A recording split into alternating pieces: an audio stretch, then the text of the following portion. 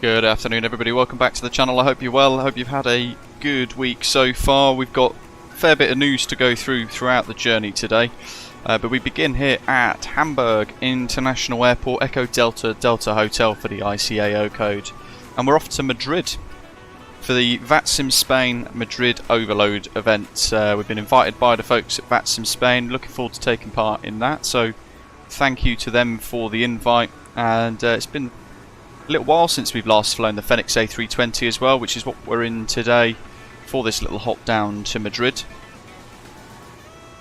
It's going to be quite a good one, a real Iberia flight, operated in and out. I think it's a daily service as well actually, and we'll knock off some of the rust flying the Airbus. A little bit of a deck chair type of flying today compared to Boeing and the other ones as well.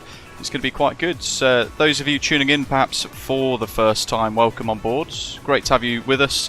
Hit like and subscribe, and of course join the conversation in the live chat as we make our way to Spain today. We'll go through the route shortly. We've got GSX fired up, boarding in progress. Haven't quite set up the drone camera properly by the looks of it.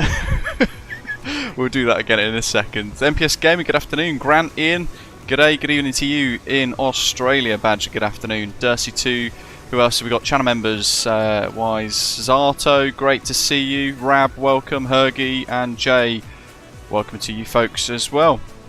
So all the cargo bins getting loaded on. Martin Bootneck as well, great to see you. And David, good afternoon, and everyone else tuning in. I jumped into the Fenix yesterday, thinking I've not flown it in a little while, I'll just see what it's like and I'll make sure my throttle configurations and things are all set up, and weirdly enough it had all vanished. So I spent about an hour, 30 minutes or so to an hour, fiddling around trying to get it all fixed. Carlito, welcome, welcome. Let's dive into the flight deck. Arjun, welcome, good afternoon. So where we're at so far, we've aligned the IRS. And external power's connected, batteries are on, pumps are on, IRS is up there, 1, 2 and 3 for the centre is aligned. Captain Purser, we've got both the power to the evacuation alarms, and we've got the lights and signs set up accordingly. Done refuelling, so I'll pop the seatbelt sign on, and you can see packs 1 and 2 faulting at the moment because they're inoperative, but they're left on. We've got Hamburg Tower online as well. Canadian Flight Simmer, good morning. So we've got some ATC for our departure today, and full ATC for our arrival into Spain as well. We've got Information Hotel currently here at Hamburg. As of 12:50, the weather report, ILS approach runway 23, runway in use 23 for landing 33 for takeoff, transition flight level 60. When passing 2,000 feet, monitor Unicon 1228 and wind 260 degrees at 10 knots, variable between 230 degrees and 290 degrees. Visibility 10 kilometers, clouds few 4,100 feet, temperature 8 degrees Celsius, dew point plus 3 degrees Celsius, QNH 1032. Happy days. Let's have a little look at the EFB. That shows boarding complete because we've loaded in the stuff here. Justin, good evening to you, welcome. So running the flight with 148 on board, about 2.9 tons of cargo and fuel, 9.8 tons of fuel there. So we've got zero fuel weight, MAC zero fuel weight, gross weight and the MAC gross weight all loaded in. And for that, I'm going to grab my little pen and I'm going to scribble that down. So we've got zero fuel weight. We'll round it up on the ton, so we've got 58.8 ton, 31%, and then the gross weight we're running at 68.6 ton, and the centre of gravity for the zero fuel weight the gross weight calculation is 28.5. GPU chocks, cones, and doors. And we've got 16 minutes to push, although we'll probably be a little bit delayed there. Let's flick across to Tower. Doc, good evening, welcome. Rab, welcome. We've got a discontinuity in here as well because we've loaded in the flight plan initially, but we don't have the SID, our standard instrument departure, loaded into the FMS just yet. We're expecting for runway 33 to BASM 3 Golf. If we run the clearance now, we should get that confirmed and then we can commit to it.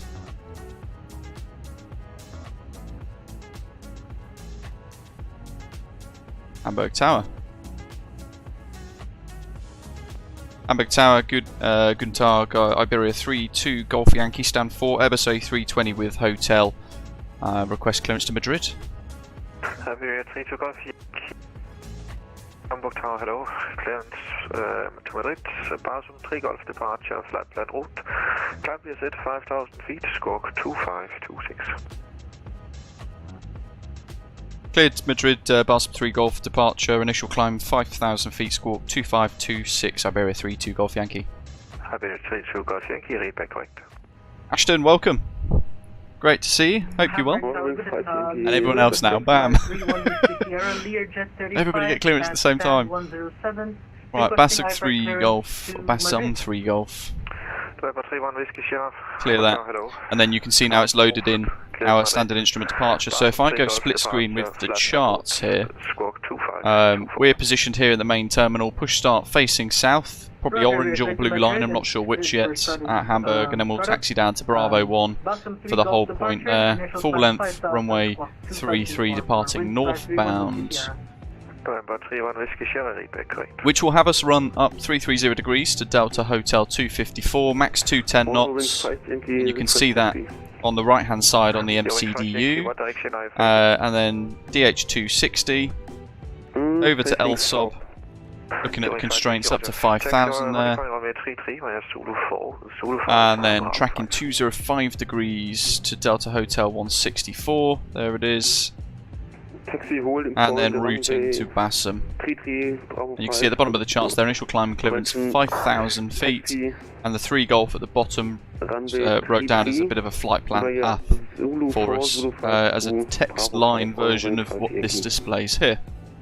Airport elevation of 53 feet, transition altitude in the climb is 5,000, and routing initially is going to have us travel southwesterly over Germany up to a cruise of 340, and then as we reach Adosa here, which is over the Netherlands, I think it might be, not entirely certain, I'll have to verify that, but when we reach Adosa we'll step climb up to flight level 350, because we'll then enter French airspace, which works on a north-south basis for even or odd flight levels, compared to the UK and the rest of Europe, which works east and west for whether you fly on odd or even flight levels in the cruise.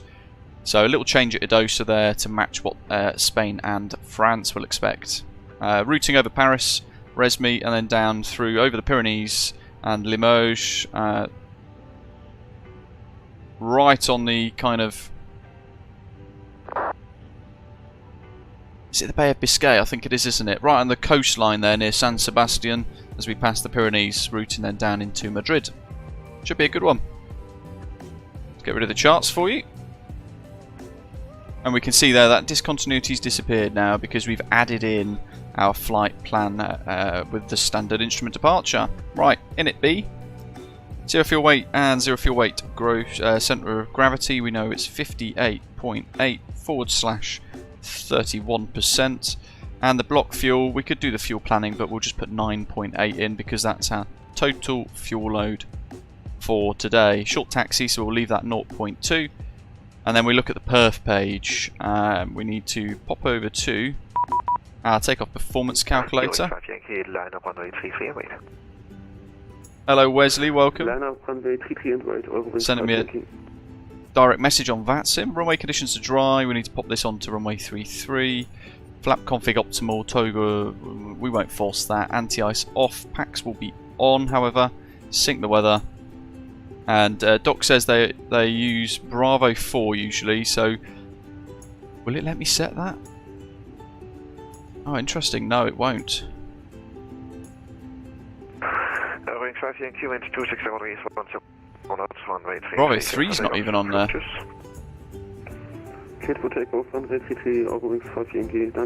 Oh, Golf is closest. So what I'll do is I'll use Golf. Runway 33, because actually it's not too different, and then we'll calculate that. Chinook, good morning to you over in New Zealand. Hope you're well. super early for you.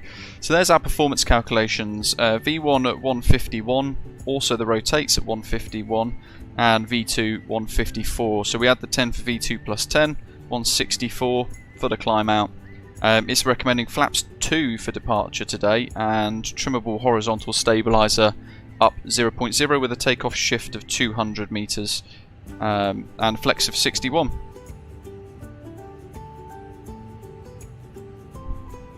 So we'll pop that in.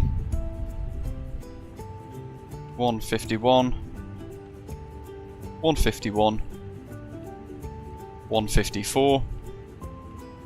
Transition 5, takeoff shift 200, and flaps THS 2 / up 0.0, and the flex temp 61 degrees Celsius.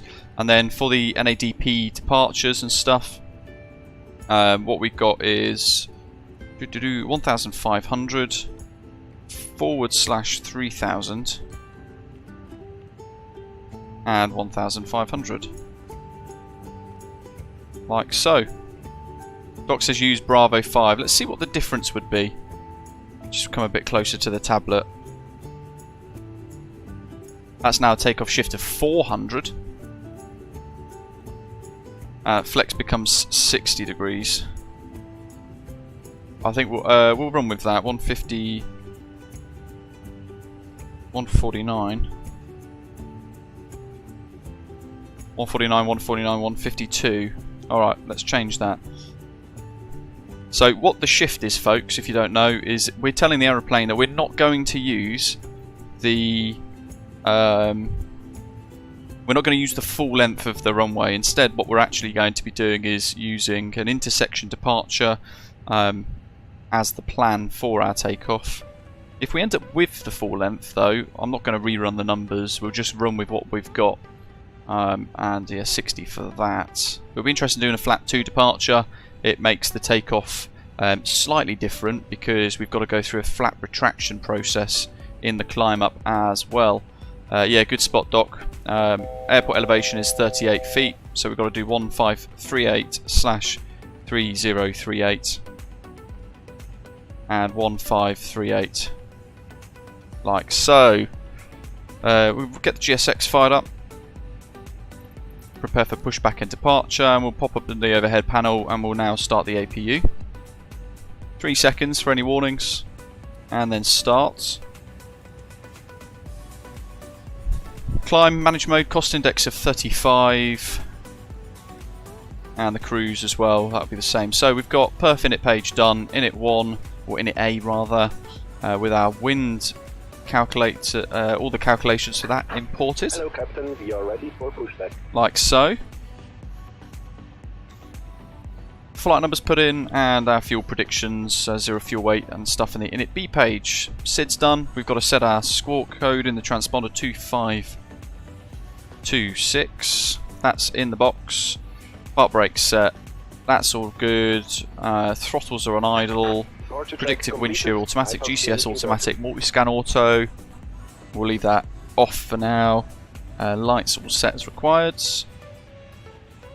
FCU set for the initial climb 5000. We've got the yellow dots for manage mode and speed and heading. QNH is set. We'll pop the VORs on auto tune. That's all good.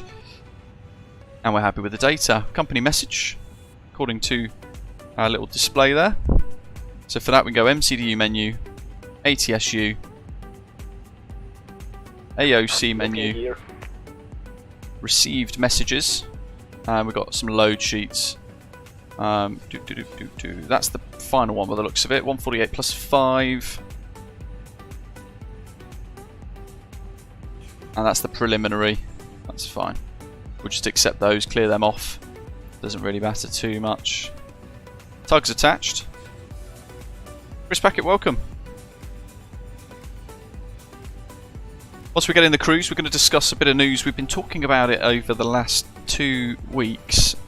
We've been kind of trying to put a bit of pressure on Honeycomb to come out and be a bit transparent with the community in relation to what's happening with TENS if not hundreds of thousands of dollars worth of the community's money for pre-ordered products and things that they haven't actually delivered. And I'd like to think we've managed to help put a bit of pressure on them for that, hold them to account somewhat. And they've now, as of yesterday or this morning, early hours in the UK, produced a open statement in relation to what's been happening. And in short, they've been scammed, and the community have been scammed as well, which is not good. Right, that's all good. Osprey 508, request push and stop. Happy with that. Oops. EFB. Lots to do, isn't there? -4 minutes, look at that. We want to go ground services, GPU disconnected. Southwest, of course. Southwest, Osprey 508. Beacon lights on. Oh, good old GSX to the pushback there. Actually, good afternoon. Afternoon, Detective Afghi. Yes, we did a lot of digging. I've got to thank a chap at Threshold actually as well. We're having quite a good discussion over the last 2 weeks with between each other, and I've been talking through what we've been finding and kind of help build a few little bits around the context of what's happening. Tower Iberia 32 Golf Yankee stand 4 fully ready, request push start. Iberia 32 Golf Yankee push start approved, facing south on Zulu 1 blue line. Push start south Zulu 1 blue line, Iberia 32 Golf Yankee. South Zulu 1 blue line, there we go. So this is where we need a custom GSX profile for the accurate pushback. I'm going to pause the sack solo. Yeah, Doc. Release parking brake. You can't go anywhere else, unfortunately. What the heck's going on there?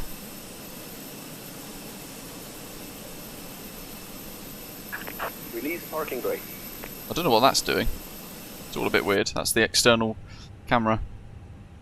Okay, park brake off. Commencing push. All engines clear. Beacon, APU, overhead panel. Lights and signs. Okay, ignition mode start. So the bottom screen there now show, and the top one, they both show power to the FADEX. And we'll go engine.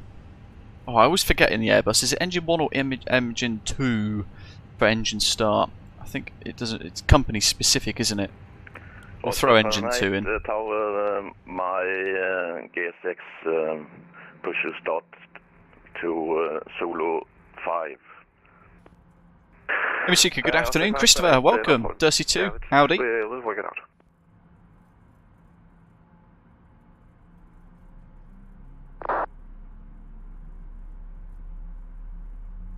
That's the one, Doc.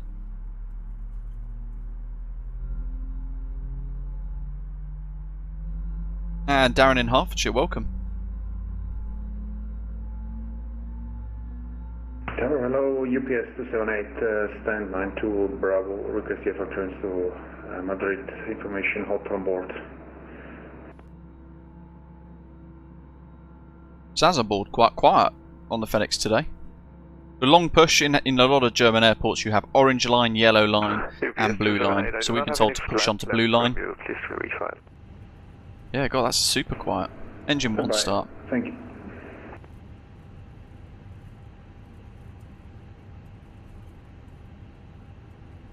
Yeah, it's all very company specific. I know BA with the Neos start engine 2, but I think on the CEOs, like this Fenix version of the A320, I think they start engine 1 first. But I can't remember, I'd have to double check all of this stuff.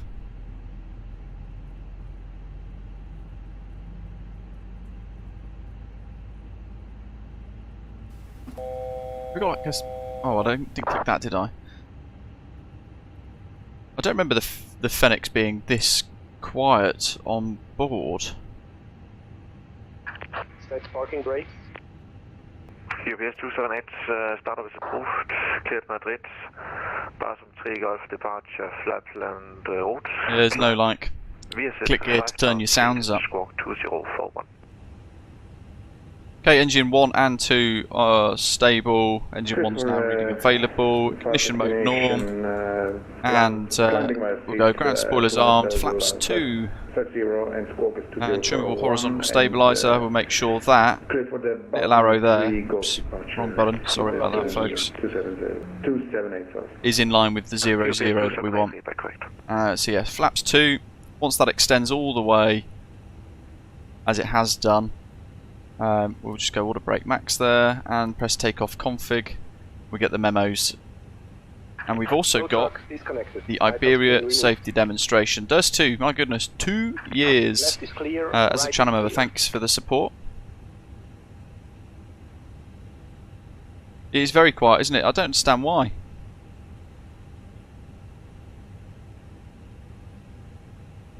There's no physical settings, is there? Like the Inibuild's A300, you can't click like a little thing to drag the noise up, can you?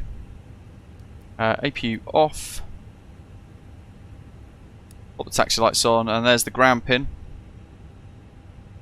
Flight control checks then. Fully right. Back to neutral. Fully left. Back to neutral.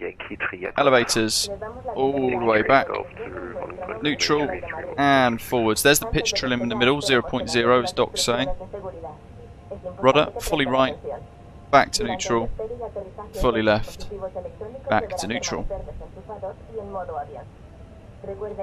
Make sure we've got our perf page ready to go, and we'll get our taxi. Iberia 32 Golf Yankee request taxi. Iberia 32 Golf Yankee taxi holding point runway 33 via Zulu 1 Blue Line and Bravo 5.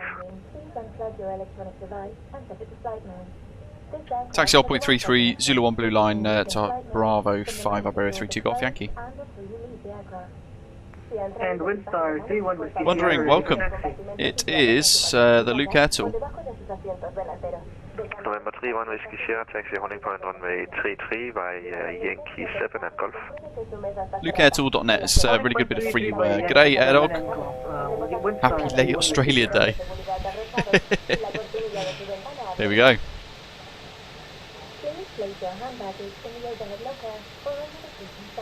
Tower Iberia. Oop, that's the wrong one. Stand 5 Alpha ready for push. Iberia follow Mike. Roger, stand by just a moment for the push. Okay, fall in Mike.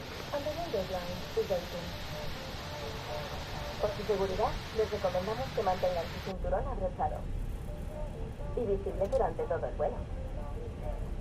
Y siempre que la señal luminosa lo indique. Oh, it's a separate program entirely, Wondering, so you have to click the tile for the safety demo. Facing south on Zulu 1 Blue Line. Okay, push back approved, Zulu 1 Blue Line, facing south. Fall in Mike, we'll do our best with GSX. Thank you.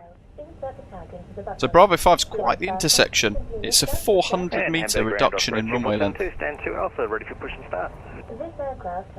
Osprey 2472, push back approved, facing south Zulu 1 Orange Line.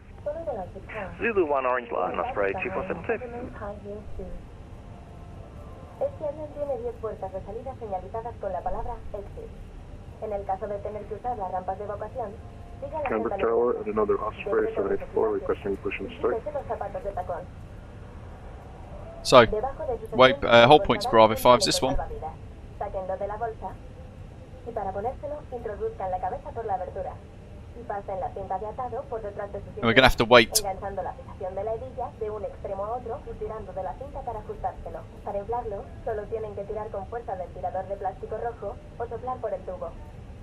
Y recuerden, nunca deben inflar el chaleco de Osprey 784, push and start approved, facing south. For the safety demo to finish. Blue Line. Zulu line, Let's bring the range ring in. facing south, Osprey 784. To inflate the jacket, pull firmly on the red toggle or Osprey 598, request taxi. En caso de despresurización, Iberia 32 Golf Yankee, line up runway 33 and right. sobre sus asientos. We're just going to need a couple of minutes for the cabin Iberia 32 Golf Yankee. We'll report ready. Okay, then hold short. Después, Okay, hold short, thanks. pueda depender de usted.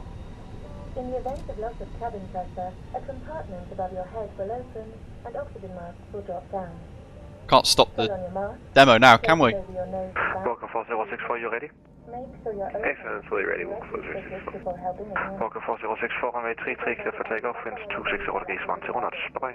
No está Clear permitido takeoff, fumar. runway 33, Walker 4064, thank you, have a good day. Okay, brakes and park brakes on. And the use of devices that release nicotine. Walker Air Transport. Lining up. Osprey 598, request taxi.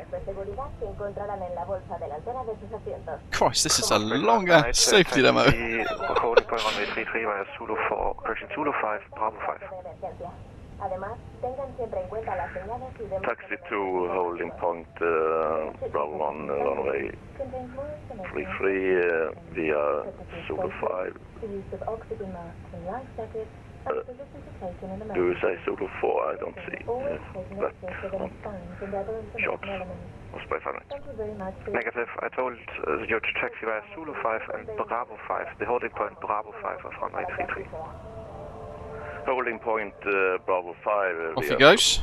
Zulu 5, A330. runway 33. Osprey 598.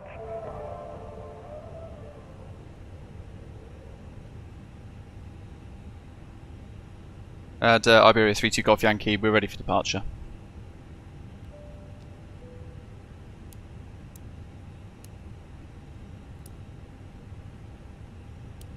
Iberia 32 Golf Yankee, runway 33, line up and wait. 3 line up and wait. Thanks for your patience there as well, Iberia 32 Golf Yankee. No problem. Lufthansa 4438, request taxi. Okay, sort the lights out. That's all good. Take off memos. No blue. 5 set. Zulu 1, orange line and Bravo 4.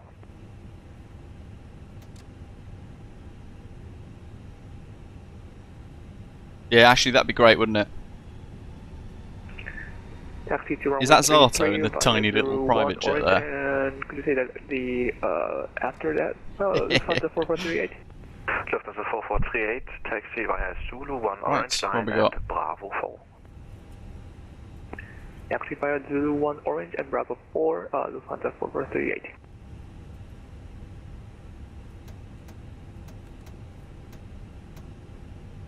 Hamburg Overload, Osprey 1 Papa requesting Alpha to Madrid at stand 1 Bravo with any A320. We have So we use a lot of the length as the nose wheel goes over the centre line of the runway. Hamburg Tower, hello, startup approved, cleared. We'll get the aircraft's nose wheel turning. The tiller. Correction, flight en route, climb via 5,000 feet, squawk 2513.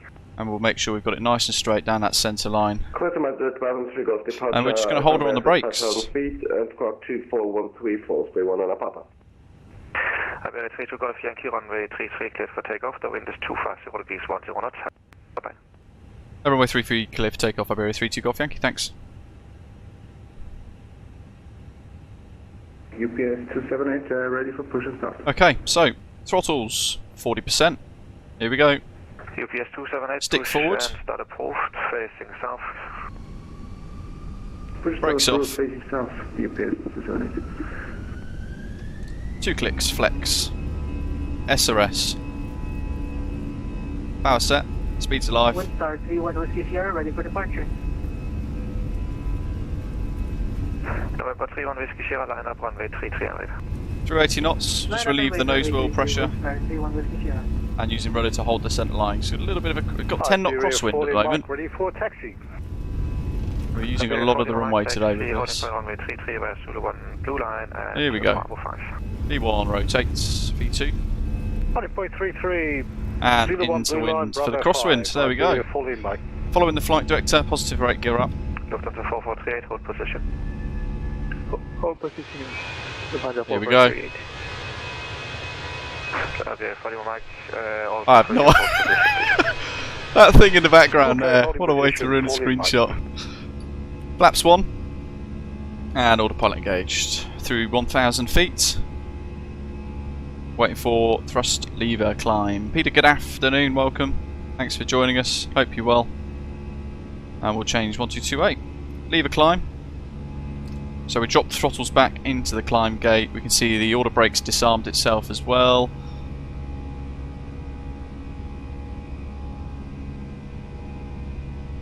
And that nose is now gently coming down.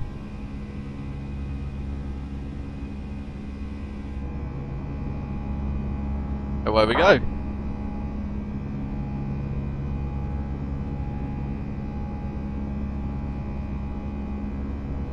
Yeah, that's the one. That's what Ashley's referring to there, Christopher. So in the EFB, not all of the intersections and a lot of airports are actually present, unfortunately, because they've been manually inputted and tweaked and things. So it's a bit of a mess. But yeah, the nose is just coming down a little bit because we were basically targeting a different speed. 3,500 foot now, as Doc's just pointing out in the live chat. The nose is coming down a little bit more, as you can see, just about. And we're accelerating through our flap S speed there to about 210 knots. Pop the flight plan page on down there, and then through S, which is just now. We'll clean the aircraft up. So flaps 0 and ground spoilers disarmed. So that's now flaps 2 to flaps 1, flaps 1 to flaps 0 through the acceleration altitudes. And we're 5,000 already.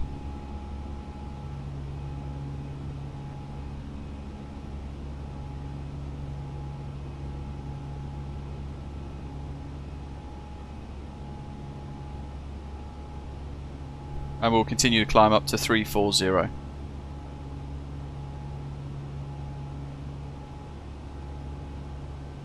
We're in managed climb mode at the moment.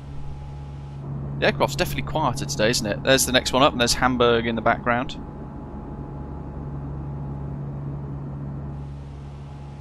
And we're through transition, so let's go standard pressure, change the pressure there. Same with the standby instruments. 3-4.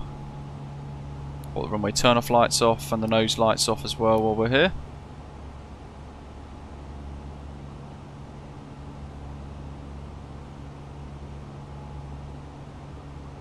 I can see an area controller online, but I can't remember if I'm not sure if they're controlling us. Might have to check VAT glasses.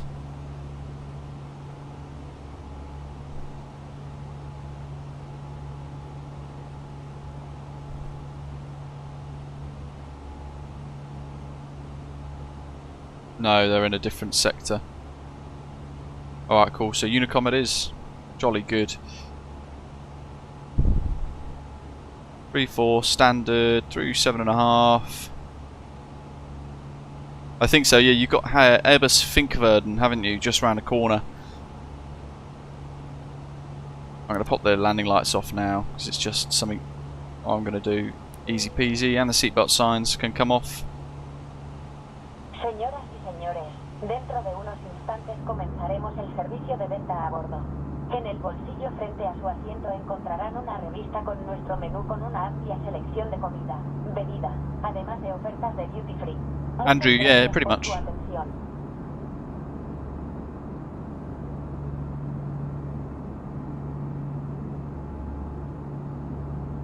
gonna have a quick look at the charts here, because Finkverden is...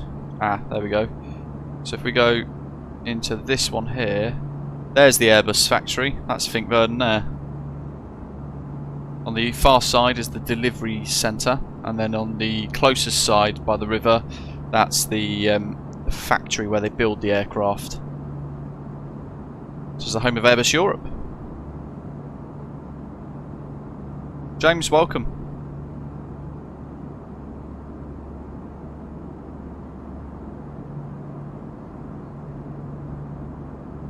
Bobby, it's because people using GSX want to see their nose wheel get raised up slightly. That's why. They're not too worried about other people seeing the aircraft do funky weird stuff, because they want to see what they can see in their sim themselves. It's a different experience, isn't it? Because we're not simming for other people necessarily. Bob, welcome to you as well, asking, are the Luke Airtool announcements automatic, or are you triggering them from the panel? Yeah, I'm triggering them manually myself, basically. Let's increase the range ring now, so we can see what's going on around us in the climb. Got an aircraft there, 5,500 above. and climbing, but no conflict. They're over there somewhere flying that direction away from us, so that should be pretty good. And we're now at our climb speed of 320 knots. Through 12,000, just double check to make sure we've got all of the lights and signs off. Yeah, we do. Good, except for strobes and beacon. Overhead panel looks good. Pressure panel looks good as well. Aircraft's pressurising 500 foot per minute.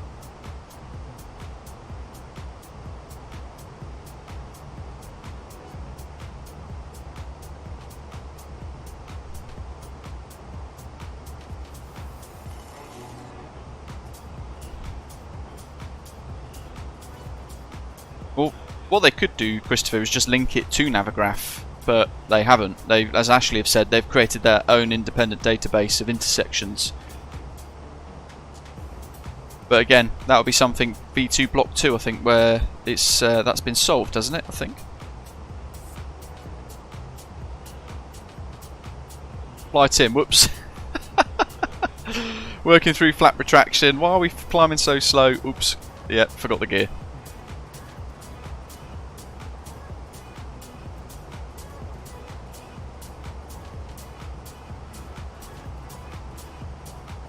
Christopher, I mean, I doubt it. Honeycomb, it's not Honeycomb, sorry. Navigraph have been particularly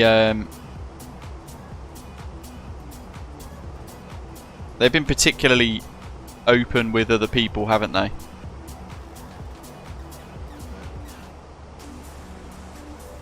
Other development groups and all the rest of it.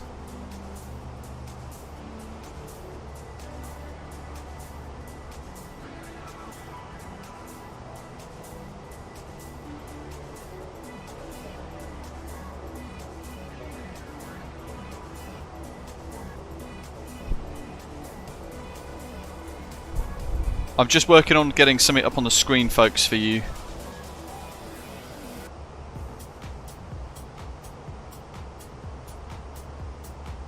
That might be it, David, as well, actually. I suppose when they say that they integrate their products, I suppose that... yeah, I do wonder, actually, if Navigraph charge for it. It may well be that they do. I suppose, actually, if it was for everybody to use, then Navigraph would want something for it, because they're not going to just give their... all of their data and stuff for free, are they? Why would they? Oh, David, whoops.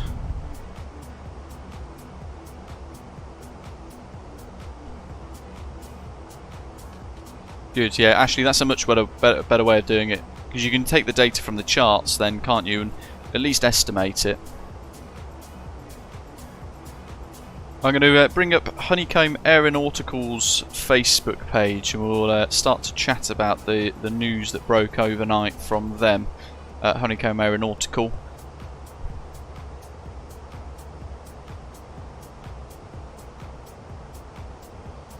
Yeah, that's exactly what happened, Christopher. Fenix have set up their own database in the EFB with various intersections at the most popular airports, basically, but because of that they can't do the hundreds, if not thousands and thousands of airports worldwide, so some of the data is then missing and you might load up and it won't give you an intersection option. We've had it a few times, to be fair. Big international airports don't have that problem because it's in the database, or the data that Fenix have put into the EFB. But the new version, as Ashley's pointing out, will be a bit more like PMDG's performance page in their EFB, or the UFT rather, where you work out what your intersection is for the shift, and then you type that figure in yourself, and it will then work out the calculation accordingly based on what you input yourself, which I think is a better way of doing it, to be honest. Right, big news. Let's drag that across because it will trigger my OCD if it's not neatly in the corner of your screens. What have we got here? Let's change that music, it's bloody awful. It's a bit better. Right, so there's a few little bits to read through really from Honeycomb. It's a real shame because I, for one, use their products. I've got the Honeycomb Bravo, as a lot of you know, and it's a spectacular product. It's a really, really good product. For the last 2 weeks or so, I think we're the only content creator channel, or the only sort of part of the community with the ability, i.e. this channel, to have a voice, to have started to shout about this a little bit and start to really try and turn the screw and get some transparency from Honeycomb in relation to whatever has been happening, really, because there are hundreds, potentially thousands of customers worldwide, majority of them in the US actually as well, which turns out having, they have very weak consumer laws over there, bizarrely. But a lot of people have paid for pre-orders with the Honeycomb Charlie and haven't received anything since March, April, May, June last year. But they've also had various other ways, other problems like products being ordered, not delivered. They've had people return products on a warranty, RMA, and the replacements haven't been sent out to customers and all the rest of it. And there's been nothing except something from back in September. Just a quick 2 lines there in their Facebook saying a load of blah. We've got your customer service needs covered. Lies. 14th of September. We're still here. We're working diligently in the background to resolve stock and logistical issues. They knew more back then than they were letting on. Yeah.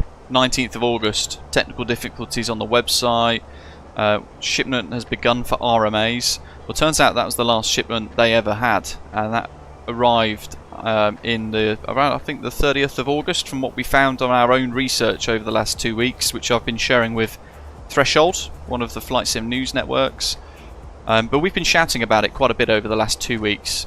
Everybody's waited patiently. No other content creators have been talking about this, possibly because fear of losing sponsorships and all the rest of it, but there's a query of ethics and a matter of principle. We should all be talking about this to get transparency for the people who have lost hundreds and hundreds of dollars of their own hard-earned cash on this absolute nonsense that's gone on. Yesterday, finally, I think we've managed to be part of turning the screw somewhat, because Nikki, the founder of Honeycomb, has put this huge open letter onto his Facebook, and anybody subscribed to their email chains have also received the same kind of huge open letter. I'm not going to read through the entire thing because it goes on and on about various bits of blah around the key points, but we can kind of talk about it, and I wanted to focus on it during a little portion of today's stream, so that you are all aware of what's going on if you haven't already read it. But it's finally decided that now is the time to tell everybody what's happening. Happy days. Rather convenient, but hey ho. Happy nonetheless that we're all getting answers. Time to tell everyone what's going on with Honeycomb and the Charlie rudder pedals. And this letter therefore explains the current situation and provides some clarity about what has been going on, along with a little apology there. He goes back to the beginning and says that they started Honeycomb in 2012, initially with an idea. As we know from his chat in Flight Sim Expo last year, he was working at SciTech, saw a big gap in the market and thought, you know what, I'm going to create Honeycomb and I want to make some premium products and all the rest of it to sell as a rather nice business. And they make some great products. So he then built that Honeycomb company based on his current network and his current contacts at the time in SciTech with factories and all the rest of it, to make sure that they can produce it and get it sent out and turn it into a product. So finalized a business plan in 2012, but needed some investment. Couldn't get an angel investor because the business idea was too large for an angel investor. Couldn't get a huge investor because it wasn't a big enough company, if that makes sense. So it was kind of stuck in the middle a little bit. But in 2016 found a partner to start Honeycomb with, and this is where the real red flags kind of start to appear. He was a long-time friend whom I trusted, and I had already been working with to help develop the US market for his video game accessories. Guess who that is? Well, it is a chap called Mark Stiup, and he is not named in this letter, by the way, but we found it on our own research that we've done over the last couple of weeks with various publicly available export logs and all the rest of it. Mark Stiup from Snakebite Asia, which is a company filed registered in Hong Kong. But by the looks of it, this Mark Stiup chap lives in Germany. according to the latest import logs from the 31st roughly of August 2023. There's also a Snakebite USA which was set up and actually was ran by Nicky, which is interesting because he doesn't mention that during any of this. And they've put various weird kind of links and stuff between Honeycomb and Snakebite USA. But yeah, a lot of this all fizzles out and comes from Snakebite Asia and this Mark Steep chap, who is his quote-unquote long-term friend that he doesn't really name or talk too much about. But in short, he presented the business plan to him a few times before, wasn't in a financial position to commit, and then actually that changed and he thought, you know what, let's do it. So this Mark Steep guy, Snakebite Asia, aka Nicky's friend, agreed that they'd be responsible for the financial side of the business and funding therefore the product development and the manufacturing, as well as using his existing company in Hong Kong as a service provider to work with Honeycomb's manufacturing partners. So that was all agreed, and he therefore agreed to use Snakebite's distribution companies in the US, Europe and Asia to sell the Honeycomb products so that Nicky could concentrate on product development himself. And in return, his mate, this Mr. Steep chap from Snakebite Asia, would get a minority ownership stake in Honeycomb. But this is where his kind of blinded loyalty to a friend has fallen apart, because I remember when I started getting into stocks and shares years ago, one of the things that I learned was never invest in a company that you are close to. So if you've got friends in a company, and they're going to give you potentially incorrect or overly positive news, which will lead you into investing or buying shares, usually it's a big no-no. You don't do it because you're too close to it and you won't necessarily see the wider kind of implications or the wider situation. You lose that situational awareness. So it's a big no-no in just general business world, but even investments and stuff as well.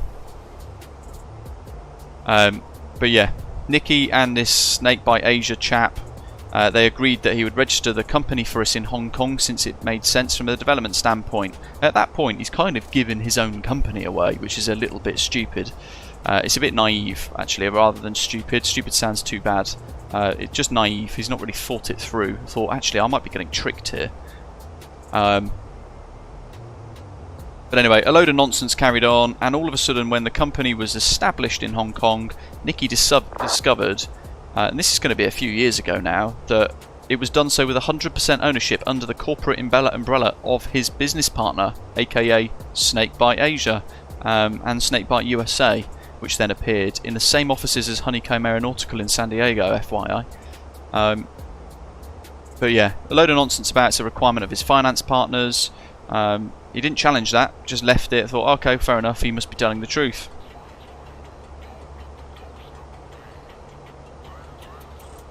First 2 years focused entirely on product development. Because of that, he took his eye off the ball, didn't suspect anything was wrong when he was reviewing monthly and annual financial reports.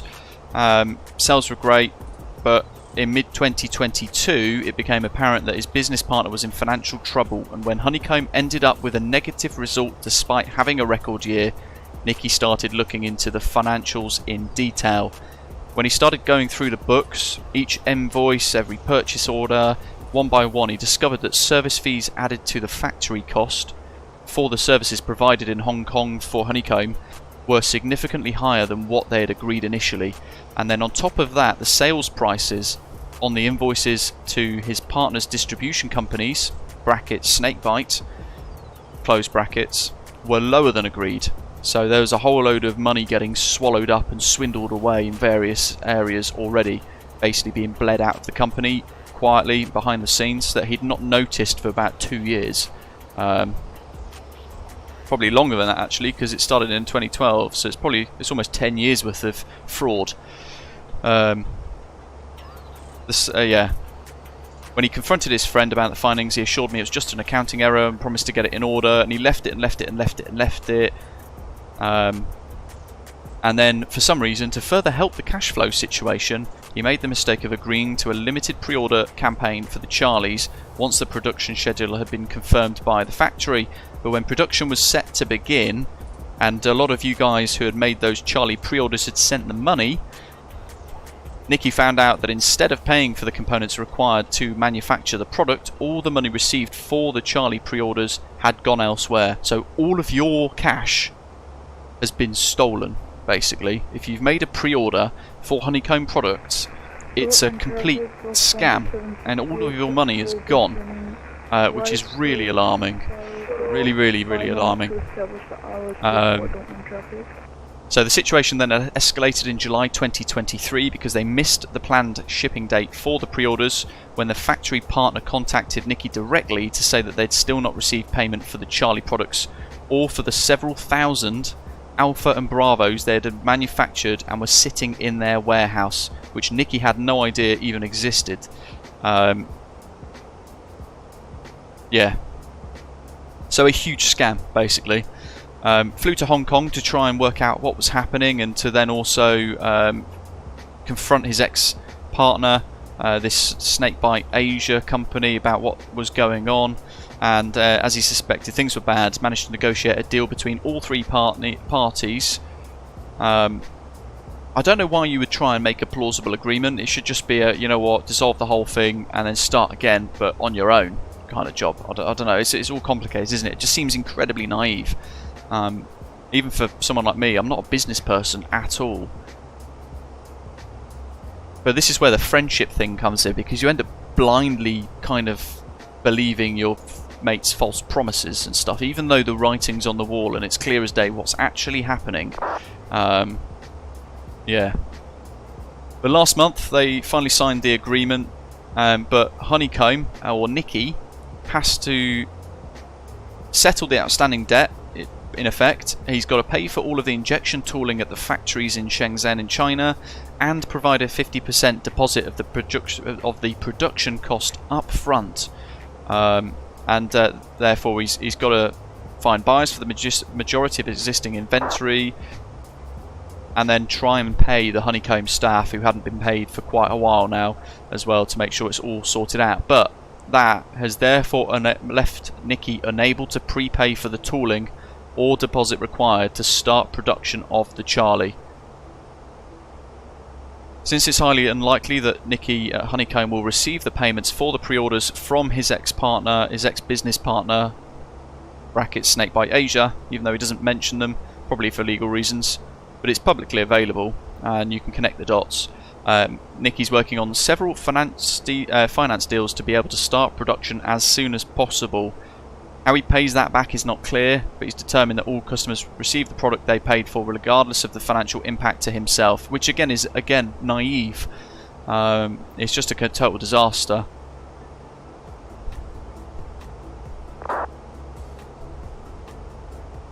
There's a whole load of bits there about really sorry for what's happened. He's really sorry to everyone who's been caught in the middle of this. Appreciates people sticking around and being hopeful despite the extended delays, but eventually it's found that it's duty to tell him what is happening, basically. But he says here, and I think this is a bit incorrect, to be honest, I think this is a bit of damage limitation, but I think it's my duty to tell you that you might get the product faster if you cancel your order and reorder it from one of the official resellers once they have confirmed that a shipment is on the way. That is a terrible bit of advice, because everyone who's made a Charlie pre-order so far has lost their cash.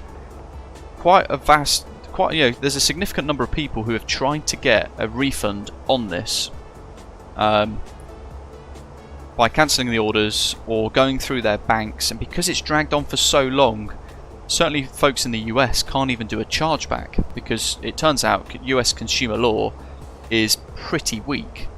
In the UK, we could call our credit card provider, or we could call our bank and say, look, I had no idea, but I've just been told via a Facebook post of this company that I've been scammed, and we'd get our money back straight away. But those of you in the US seem to even have an inability to do that, which is just bizarre. Yeah. But he says here, call your credit card company before you cancel the order to make sure that it will be refunded. He doesn't really kind of address the fact that it's a complete scam and it's fraud and all the rest of it. It's very much watered down in this whole paragraph here. It says here, for those of you who have already cancelled your Charlie order but have not received a refund, you will have to do the same. Really sorry for the inconvenience, but there's nothing I can do about the matter. He's tried. That's because there's no money left. You can't get a refund if there's no cash in that account.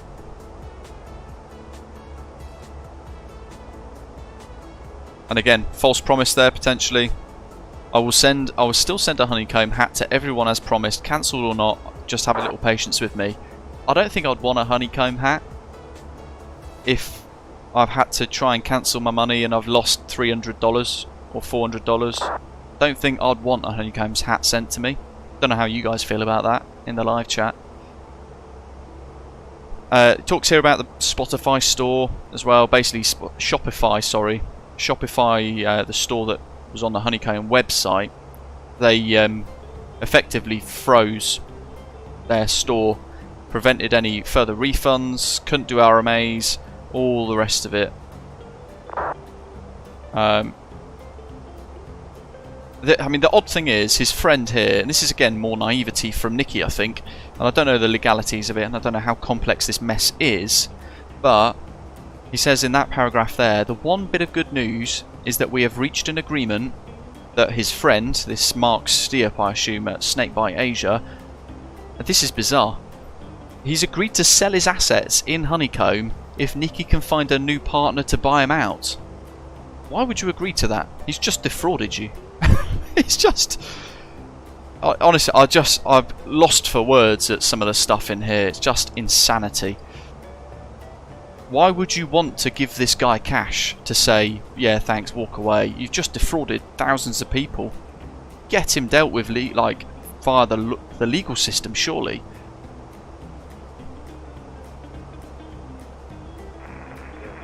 This bit here is about him trying to sell it. So he's trying to get other big companies to have the financial means to buy that share of Honeycomb off this fraudster. And all the rest of it, but yeah, bizarre. And then a load of gumph right at the end, where he's trying to kind of turn the conversation around into how good and how ethically nice Honeycomb is, because yeah, he wanted to create this non-profit flight sim academy with opening of 30 high school aviation STEM centers in North America, which is great, but when your company's that much of a mess, I don't think you can commit to charitable stuff either at this point. But I've said in that comment there, I'm glad there's finally transparency. It's gone on for too long, but similarly sad to hear a once friend, probably the owner of Snakebite Asia, seems to have scammed you and scammed this entire community too. Because he's not mentioned his mate through that, obviously because he's probably got a solicitor or a lawyer or something to draft this and said, oh, careful of defamation and all the rest of it. But what I'll do, I'm just going to bring something up.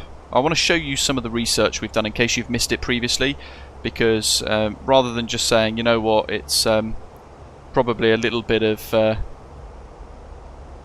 nonsense or whatever else, I can actually show you guys how this company and this Mark Stiep chap is intrinsically linked to Honeycomb. Just bear with. Bum, ba, bum, bum. There's California-based documents as well with Mark Stiep's actual details all over it as well. But if I bring you this, there you go. So this is an import key showing you all imports and stuff made by various companies. And this is Snakebite Asia, which is ran by Mark Stiep. And the last, all open source, the last import, or last export rather, from Snakebite Asia Limited was sent to Snakebite USA, and it had a load of Honeycomb Alphas and Bravos in it from the factory in China to New York, Newark, New Jersey. Interesting. And that was the last one.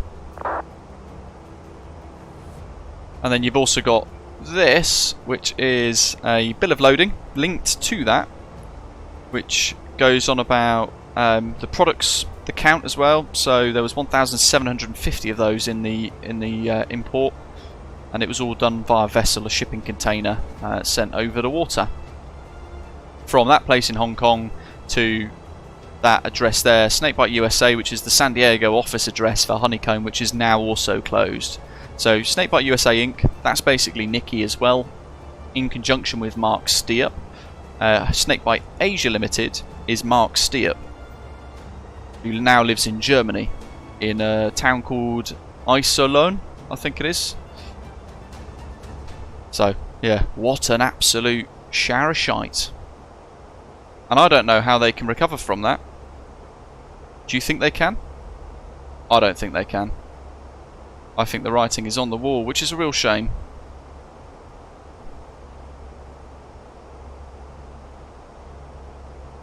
Yeah, he didn't have his eye on the company at all, basically, Ian, did he? It's just insanity.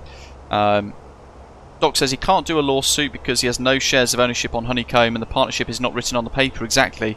He never owned Honeycomb from the start. He was basically a member of staff working for Mark Steep. And as Andrew's saying there, wow, the guy probably whizzed all the profits on the wall, gambling, cars, big houses, all the rest of it, whilst hard-working customers are left with empty wallets and no product. BNDTO5 Reggie says, okay, so everything falls on Snakebite USA, which is owned by both. Okay, thanks for that info, yes. And Snakebite USA is intrinsically linked to Snakebite Asia Limited, which is registered in Hong Kong, but owned by Mark Steep, who now lives in Germany. The whole thing's a web. I mean, I've actually...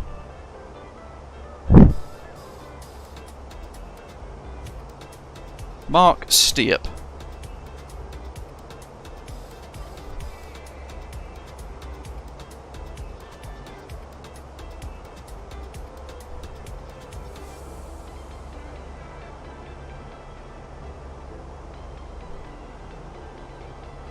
According to his LinkedIn, he now lives in Schwedt, North Rhine-Westphalia in Germany. I emailed him actually a week and a half ago, and he's not replied, funnily enough. Yeah,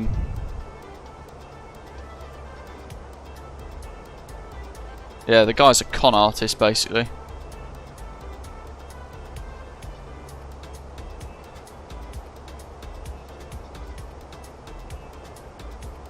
Shall we have a look at Volanta? Well, I wanted to share that with you guys because you might have not been watching over the last few weeks, folks, as well. You might be tuning in for the first time, but know all about the mess of Honeycomb and people's orders not being fulfilled and all the rest of it. And I wanted to make sure that I shared the information with you guys as well. To be honest, I take a little bit of pride in ruffling feathers a little bit and trying to get answers for everybody because it's quite despicable what's happened. There we are at the moment, just south of Cologne. And behind us we've got Badger in Iberia 919, Zato in November 31 Whiskey Sierra, little Learjet I think. It is a Learjet. Windstar 1, very nice. Oops, my goodness, wrong button. Fat fingers. Little fly past there going on. Somebody going cross flow against us. 55 nautical miles until we step up to 350 in the cruise. And then we zoom back in again. What have we got here? MPS Gaming Osprey 598 in the 737-900. I hate how Volanta zooms out every time you click on a flight. Osprey 32 for Peter Barkham. Kari Moon, Lufthansa 4438. In an A321 Neo by the looks of it.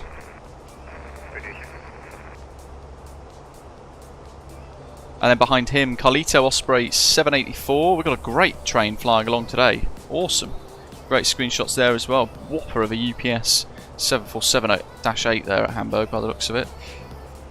What else have we got? We've got, there we go, UPS 278. Speak of the devil.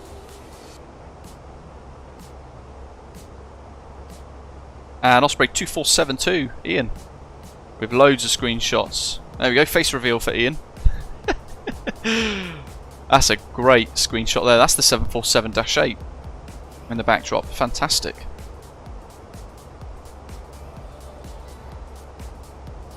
Representing Osprey.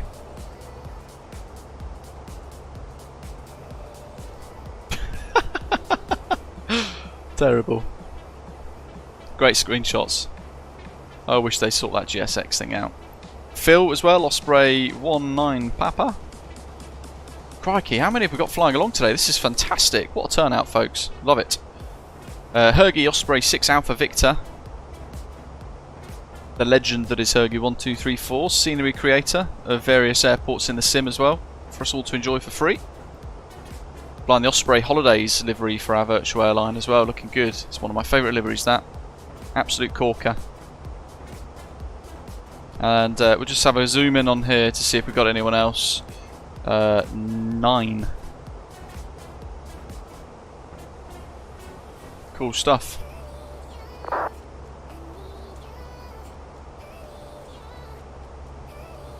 Rightio, let's get Volanta off. Yeah, standard deflection, isn't it, Christopher, by the folks at GSX. Is it Umberto? Is it Umberto? I think so. All he does is just blame everything else.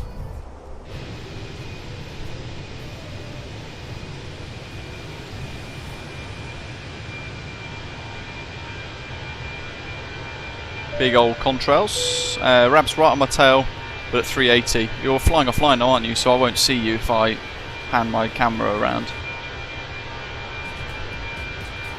David Wild, thanks for subscribing. Great to see you.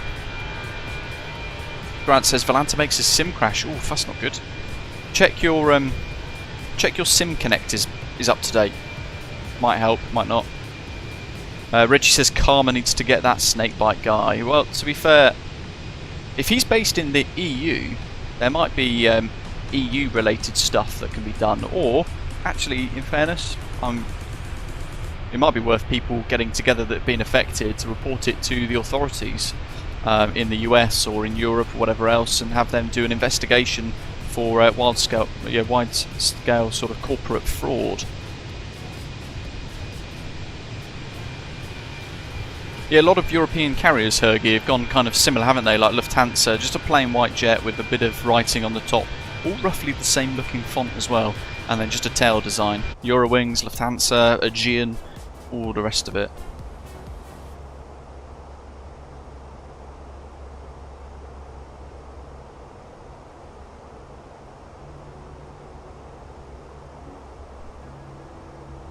David says it's a real shame about Honeycomb Aeronautical. He's got both the Alpha and the Bravo. A couple of years ago he returned his Bravo and received a replacement promptly. Loved the products, very disappointing to see. I agree. He's taken his finger off the pulse. Actually, to be honest, I'd probably argue that he never had his finger on the pulse with his company. And from the get-go, basically was swindled by this Mark Stiep guy at Snakebite Asia. And gave him the whole corporate sell. This is a great business idea, please invest in me, but then got tricked by the guy and just handed him the company effectively, and was like, yeah, cool, we'll sign all the paperwork. I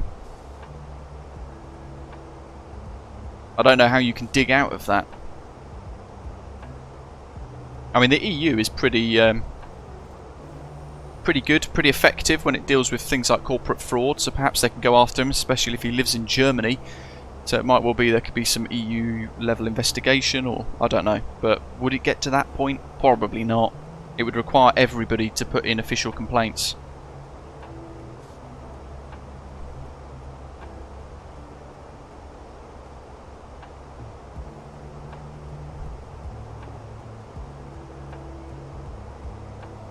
David saying, is Mark Stiep the owner-operator of any other companies?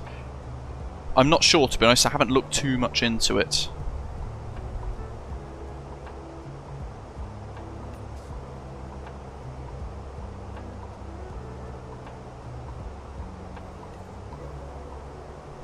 Zato, nice.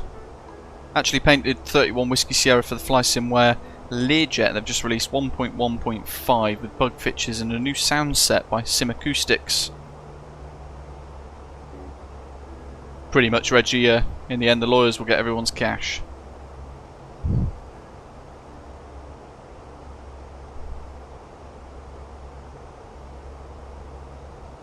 What's frustrating is you'll have got sort of folks, content creators and stuff that haven't wanted to say, they're probably thinking the same thing that we've all been thinking, but they've never wanted to speak up and say anything because they don't want to lose their sponsorship with Thrustmaster or whatever else the situation might be. But the situation's bad enough for us to actually have to talk about it, and everybody should be talking about it. And I get that that might actually just kill off Honeycomb entirely if everyone's talking about it, but the situation is dire. And how much? $349 US, isn't it? So say for example 2,000 people in the community have made a pre-order. That's probably a bit over the top, isn't it? We'll just go to 1,000. Say for example he's had 1,000 pre-orders for the Honeycomb Charlie. And this isn't counting existing other orders for the Alpha and Bravo that people have paid for and they haven't sent out. But that in itself is $350,000 US vanished. That's a massive fraud.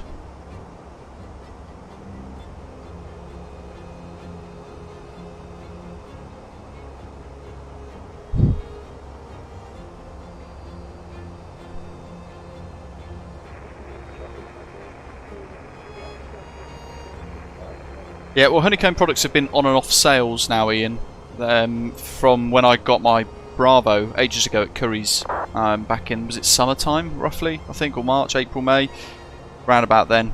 And they've been on and off sales throughout that, throughout since basically, with Aerosoft or with various other companies.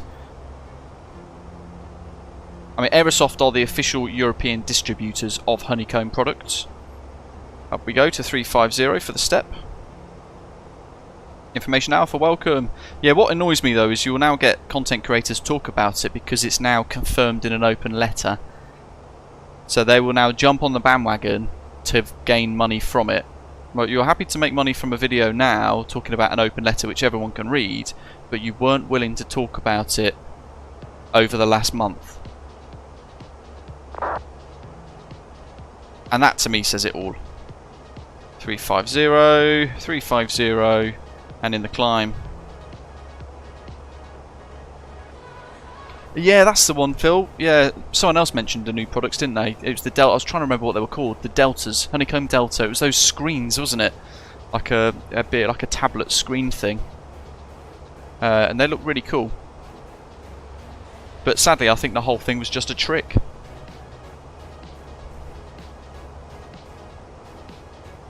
But yeah, it also raises a lot of questions, doesn't it, Reggie? You know, how much of this did Aerosoft know? Were they aware of it? And if so, at what time, when did they become aware of it? And all the rest of it. So it ends up kind of opening many more questions that are there to be answered than it answers, if that makes sense. Grant, welcome in Melbourne, Australia. Good evening to you.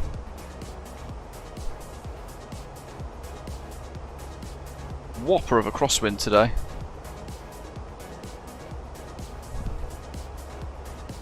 I mean, I've just googled Mark Steep Aerosoft to see if he has any links, but in a very brief bit of googling, because I'm live streaming, so I don't dig too much into it at the moment, but I couldn't find anything. But if you're watching and you have been affected by this absolute calamity at Honeycomb,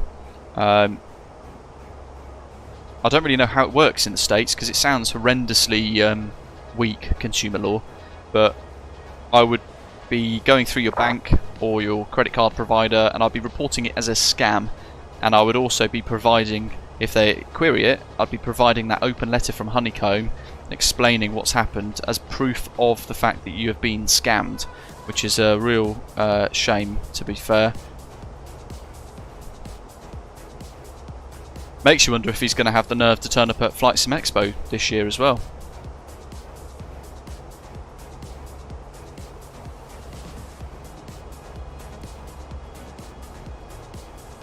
So 1.1 nautical miles to Rappel. We've got 6,920 tons of fuel on board, kilograms of fuel on board. I'm just going to do a quick fuel check to make sure that our fuel burn is on schedule and it's accurate as well. Should have done it at top of climb, to be fair, but we got a little bit sidetracked, didn't we? Rappel. 6.9. Oh, look at that, we are bang on fuel.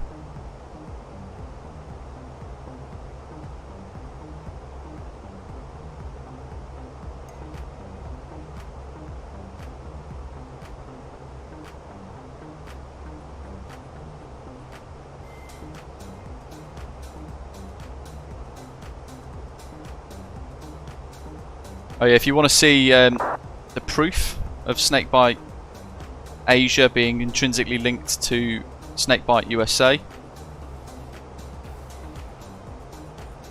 Intrinsically linked.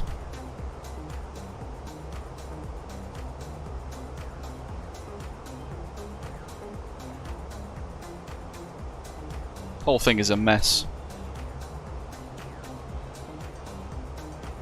And Snakebite Holding GmbH is the German version of Snakebite Asia. So you've got Snakebite Asia, Snakebite USA, Snakebite Holding GmbH & Co, which is based in Germany. Yeah, all with Mark Stiep as a director.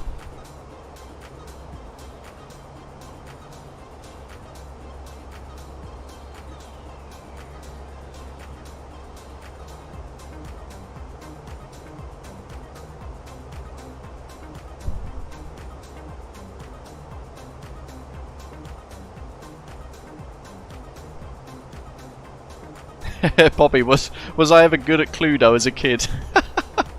I wish. I was alright at Cluedo. What's that thing from Taken? I have many skills over a long career, or whatever that quote was from that Taken film. Information Av says it's so tough to think about this because he loves their products so much. Although he's glad he never ordered. This is why I stay away from pre-orders, because you don't know how the company is actually working. Yeah, in itself actually, it brings it into perspective all this time where I've been saying, you know, people paying for pre-orders with TFDI design and all the rest of it.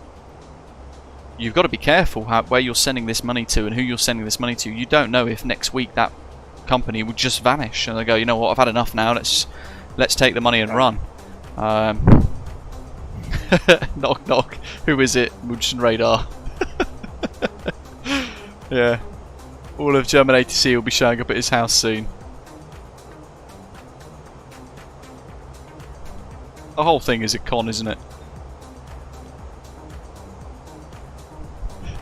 Mike, yeah. I will find you.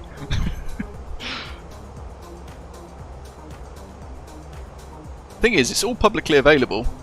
Once you start researching it a little bit, and I spent a few days researching, didn't take mad amounts of time. Once you start researching one company, Honeycomb, it then reveals information about Honeycomb. Well, their links to Snakebite Asia. So you start to research Snakebite Asia, and then you find that they've been importing or exporting their products to Snakebite USA, who then give them to Honeycomb USA. But then there's links to Snakebite GmbH in Germany. What I do want to do is research Snakebite GmbH a little bit more as well. Snakebite Holdings GmbH.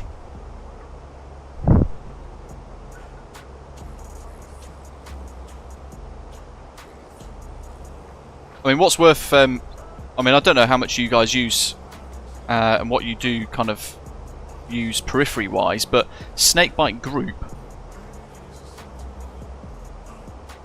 have these brands recorded as them. So if anything, we should just start boycotting them, all of them. Pebble Gear, Snakebite, what the heck that is, Quace, who knows, Game Store Junior, Game Store, the whole lot should just be boycotted. There we go, Snakebite, controllers and all that sort of stuff.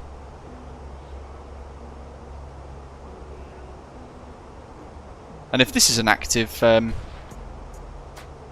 company, well, I don't see why people can't sue these, because they are currently, on paper, they are currently the owners of Honeycomb Aeronautical. So I don't understand why people won't be able to sue these people instead, and therefore sue Mike Stiep. Probably the best way to get around it, isn't it?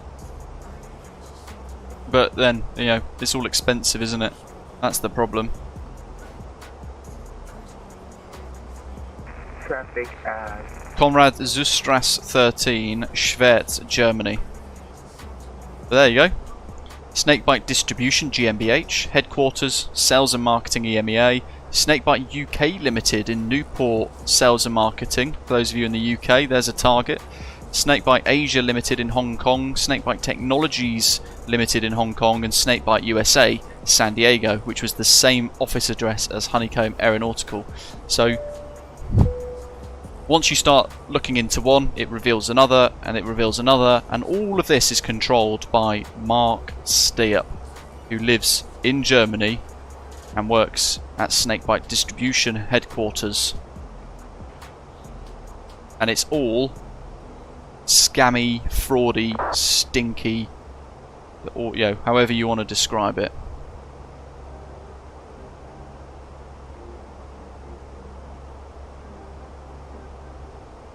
Reggie, on paper, Snakebite owns Honeycomb. When you look at all of like the publicly available records and things, and even when we read through the open letter from Nikki, the founder of Honeycomb, on their Facebook just a moment ago, he talks about how they registered Honeycomb 100% into the Snakebite Asia company in Hong Kong. So Honeycomb Aeronautical in the US is effectively just a holding company. But first time I've noticed that Snakebite UK address actually. That's interesting.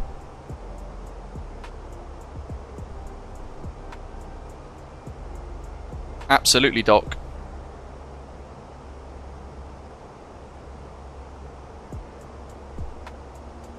But it would require one heck of an effort to coordinate. The thing is, Nicky can't fight it because he's signed stuff that has basically handed over the rights to Honeycomb to Snakebite. So Nicky is effectively just an employee. He had the idea, but then gave it away.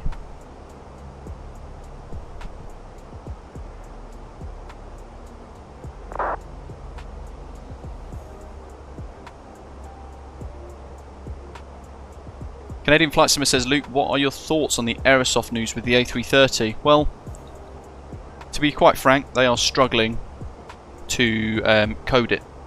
They're struggling with the coding, they're struggling with sounds, they're struggling with the flight model. Which is why they delayed it and delayed it and delayed it and delayed it. It was meant to be September 2023, wasn't it? They were aiming for a release before Cross the Pond back in September.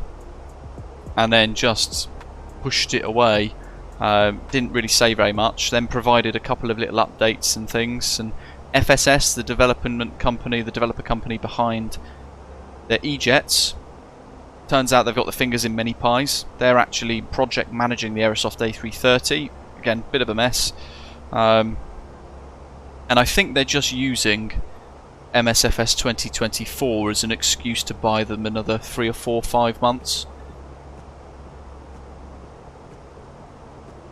So I'm reserving all kind of thoughts of the Aerosoft A330.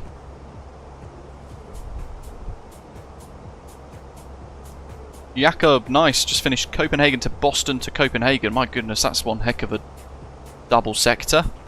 A whole 24 hours of flying.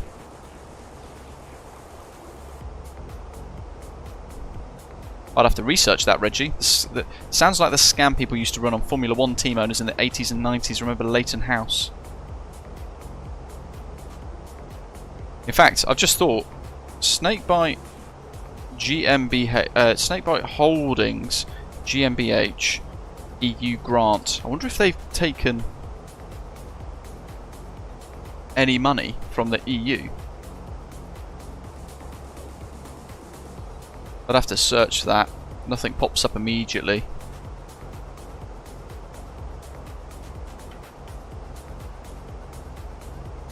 See who's received EU funding in your country.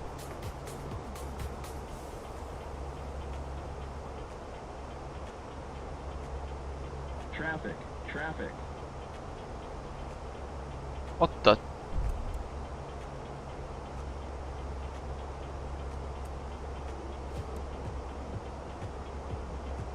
Okay, we got one towards.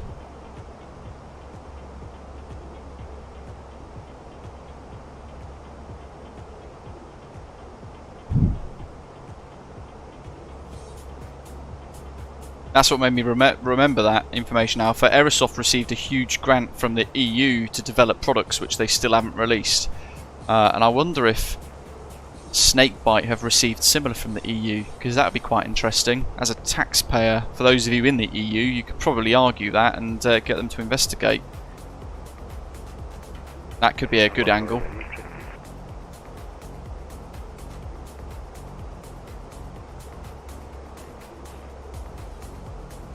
Okay, we're good, we're clear. Let's increase that range ring again. Discover an overview of the main figures related to EU funds. Explore, analyse and compare published data in more details. Look for specific information on beneficiaries and search specific grants or contracts. Oh. Let's analyse. Because it's public money, therefore it's publicly available. Oh, this looks very complicated.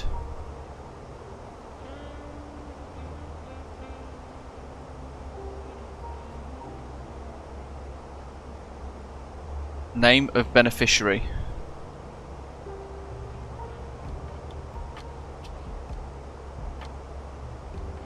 Nope.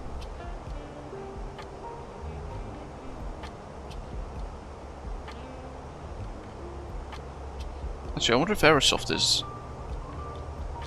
Aerosoft's not even on there either. Program name.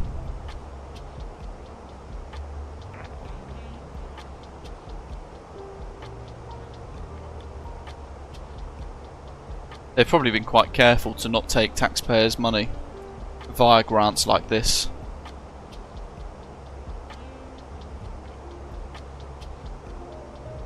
No results.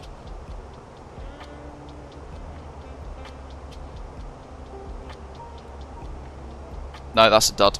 Dead end. Oh well, at least they know they've not done that. Precisely, Matthew.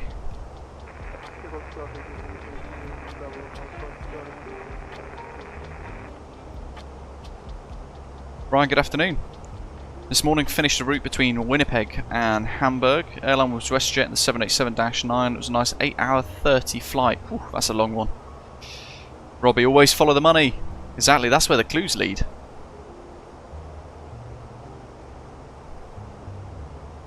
But yeah, because nobody's had the balls to name him yet, Reggie, Mark Steep of Snakebite Asia, Snakebite UK, Snakebite Holdings GmbH in Germany, and Snakebite USA.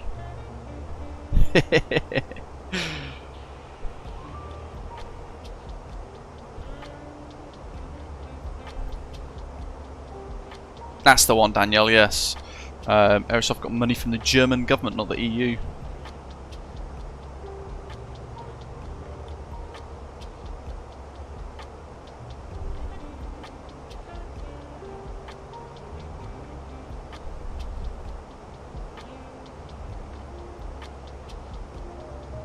Yeah, just poodling along at max 7.8. Managed speed still, Rab.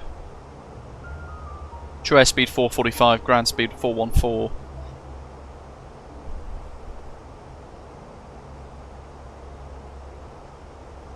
Yeah, Mike, so he's only done that because there's been an open letter about it, but we've been talking about it here for weeks. We've been the only content creator, or the only channel to actually be openly speaking about this and pushing for answers. So I'd like to think that we've been kind of turning the screw and putting a bit of pressure on them to actually be transparent with the thousands of people who have made pre-orders and therefore lost thousands. What was it, 300? If it's 1,000 people, 300 and something thousand US dollars of cash.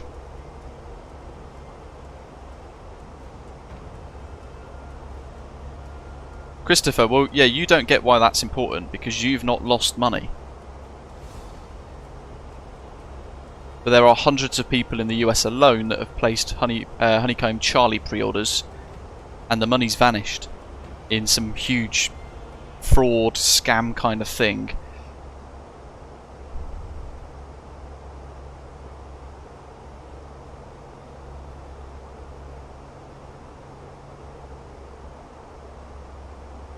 And I think it's important that people with a voice, content creators or whoever that might be, actually push to get answers and transparency when a vast number of people in this community that we are all part of have been victim to that. I think it's pretty disgraceful. So I'm not excited about it, I'm disgusted by it, which is why we're talking about it quite openly. The customers aren't getting the money back, Christopher. When you follow the conversation, I've been speaking with a number of people who have been trying to get refunds over the last 6 months. It's gone past the chargeback terms in the US. A lot of US banks and a lot of US card providers have turned around and said, nope, can't. We can't get you your money back. It's taken too long, and all the rest of it. We're lucky, Christopher, because we're in the you guys are in the EU. So I'm sure the consumer law is just as good as it is in the UK. I could call my bank if I'd have made a pre-order for a Charlie, and I could call my bank and say, right, that's this is what's happened. I'm pretty sure I've been scammed. Here's the proof, and then because of that, you get your money back. But in the US, all the banks have told everybody no so far. Not one single person has managed to get their money back yet, because there is no money in that account. The chargeback will only work if the bank account that subject to the complaint has the money in there to be returned. And class action is incredibly expensive, because that's been one of the points of discussion as well over the last week or so, Christopher, that I've been chatting to people about in the US, trying to drum up a kind of a logical path to get people together there. But they've all explained the thousands of dollars it would take to bring a case against a company which is screwed. And some of them have sought legal advice, and they've basically been told you probably still won't get your money back at the end of it. So what's the point? But the different thing is, if you report it as a scam, you're a victim of crime, and therefore you should get your money back rather than a chargeback. Yeah, I was surprised as well, Mike. Actually quite lucky to be in the UK, because I've used chargeback for a company that's taken my cash, thousands of pounds, and they've gone bust. I've managed to get every single penny back prior to them going bankrupt with the help of my bank. Ian says in Australia you only get 60 days for credit card protection in Australia. Don't think you would get a recourse here either. Crikey. Wally, they paid in advance. $349 was it for a Honeycomb Charlie?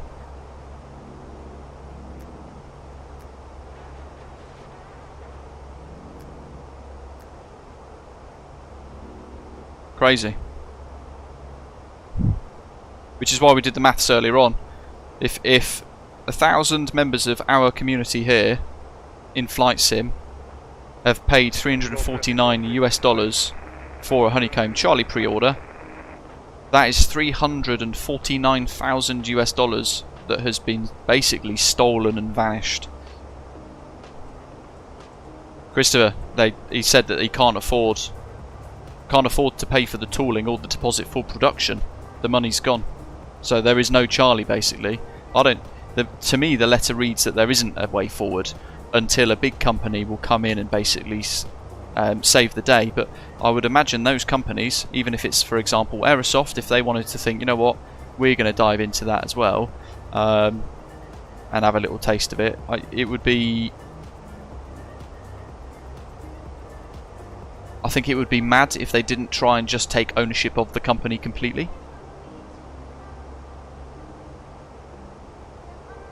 Because if I was a big company and I was approaching Honeycomb, I would say, look mate, I'm going to give you X amount to buy your brand off you, but your brand is a mess, and therefore we're just going to buy it off you. Vulnerable, hostile kind of takeover style. Right, I think that would be the most wise thing to do. But it would require, again, people getting together and making sure that they go with the correct information. But I don't know if because it's literally hundreds of thousands of US dollars that we're talking about, I don't know, Ryan, if it would actually be a federal thing instead in the US.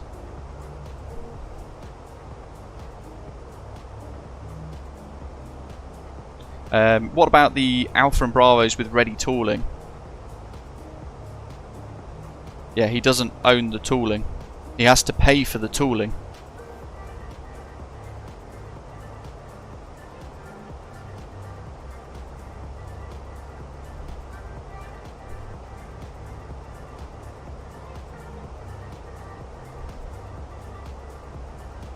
Absolutely. I would never pre-order anything, whether it be a flight sim add-on like the Embraer E-Jets or the TFDI MD-11, whatever it is. Give me something physical that I can order and do now. That's it. David says Aerosoft has stock in Europe that they are selling off real cheap right now. Probably at cost price, David.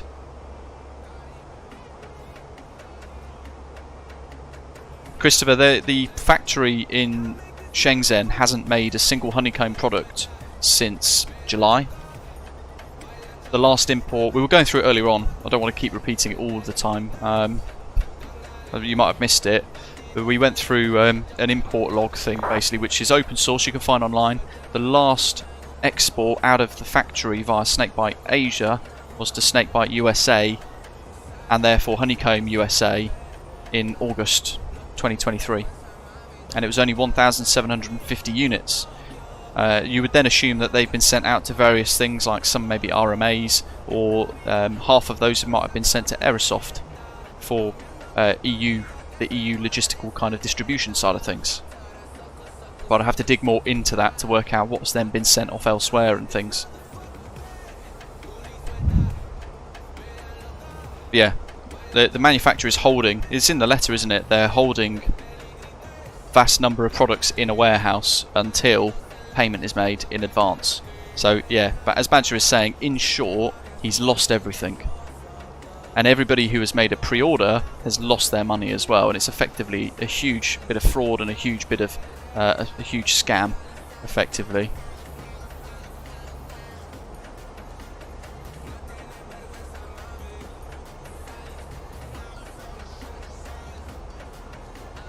Yeah, Brian, pretty much. And that thought did cross my mind, actually. I thought to myself, you know what?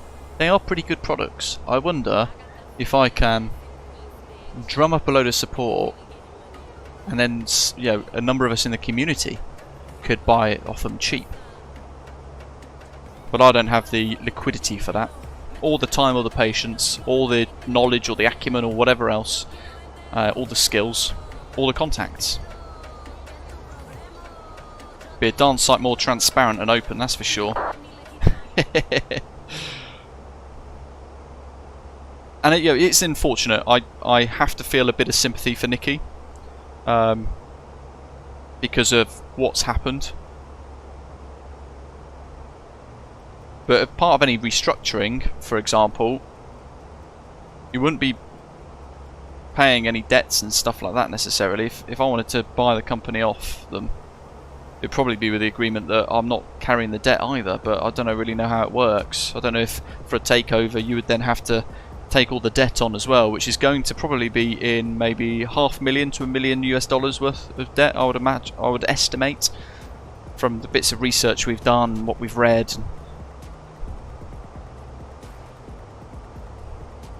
Oh, Mike, could you imagine?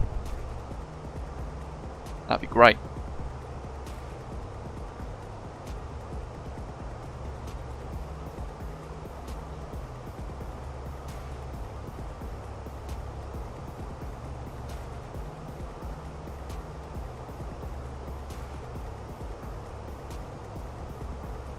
We've got someone catching me up, I think. See on TCAS just tickling in behind us now. 600 below. Most likely, Mike, yeah, I think you're right there. Yeah, I think, Christopher, you can still buy some via Aerosoft in Europe.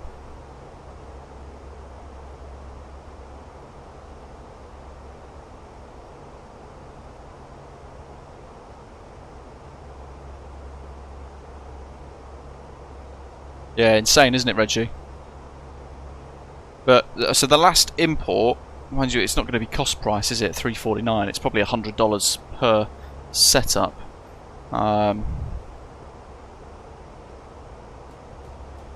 What you would need to buy is the AutoCAD files to give to the factories to actually make your stuff.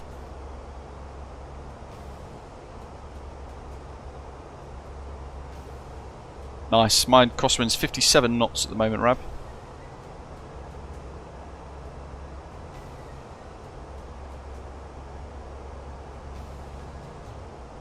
I don't know if like a company like Aerosoft would want to be... I don't know if they'd want to take on the risk of a new venture.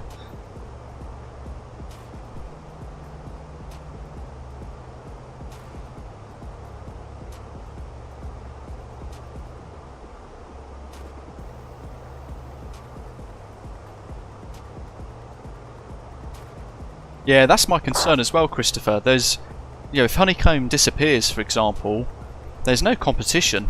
Thrustmaster will be able to charge what they want, make what they want, reduce the quality, charge more, and there will be very little competition.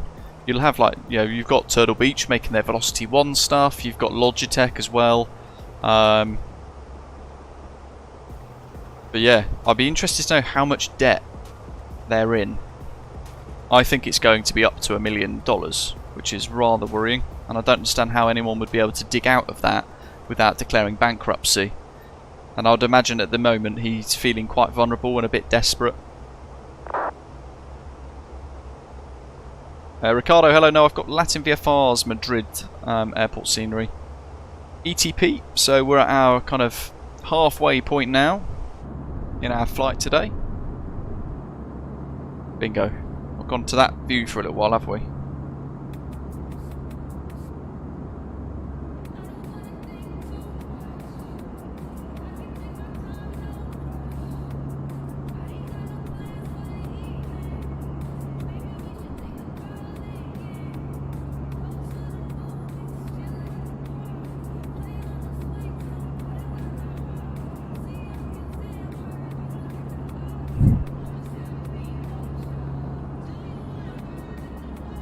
I just saw, actually, in the UK we've got an official public record called the Gazette, and Snakebite UK, let's search for that, zero insolvency. Maybe I'll just do Snakebite, zero insolvency there as well. That means publicly available will also be Company's House, Snakebite USA, Snakebite UK Limited. There it is, Company's House. Accounts overdue. Next accounts were due 30th of June 2022. The last accounts provided to the UK government, or HMRC, was the 30th of June 2020. The next company's confirmation statement was due by the 13th of October. And the previous company name was Digital Goals Limited. And oh, look at that, 5 officers. Active Director Mark Stiep of Bahnhof 2, Iserlohn, Germany, 58640.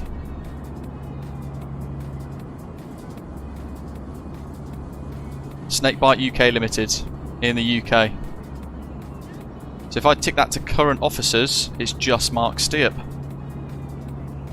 We've got Sally Ann Meredith of Telford, Paul McGarry, it's all publicly available. Neil Meredith, Paul McGarry.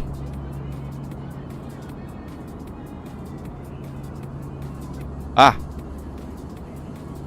Oh. 21st of November 2023, the government were notified of a compulsory strike-off for Snakebite UK Limited. The registrars of companies give notice that unless cause is shown to the contrary, the company will be struck off the register and dissolved not less than 2 months from the date shown. And then on the 12th of December, compulsory strike-off action has been suspended, as an objection to the striking off has been received by the registrar, so somebody's fighting it. Same again, look, 30th of August 2022, request to strike the company off. 31st of August, compulsory strike-off action discontinued. A day later, and then registered office address changed from Crispin House in Lancashire to Bridge House Old Grantham Road, Watton, Nottingham.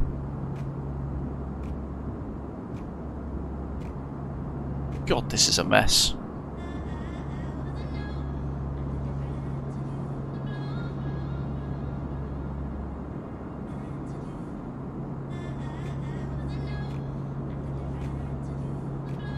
Right. Statement's overdue.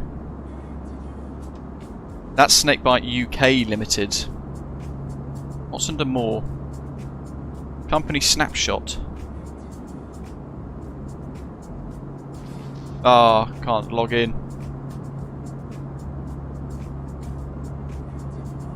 Well, that's interesting.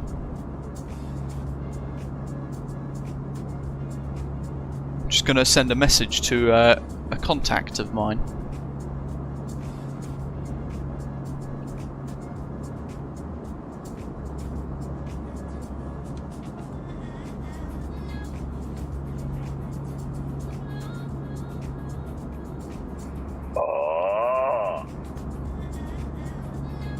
Wow.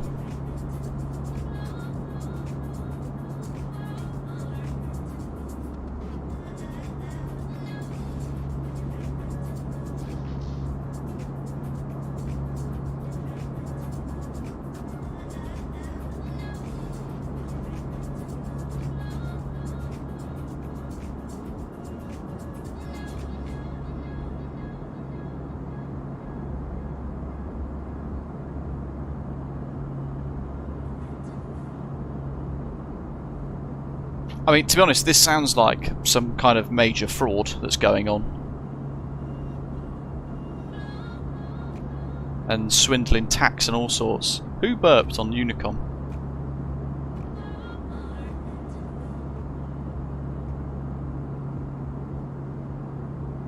So there's lots of open source clues because companies, a lot of them are publicly filed and they're subject to public record and all that sort of stuff. So when you look into a lot of these companies, probably not the one in Hong Kong, but effectively Mark Steep owns and controls them, according to the open letter from Nikki overnight, 100% of Honeycomb. So if we were to find Mark Steep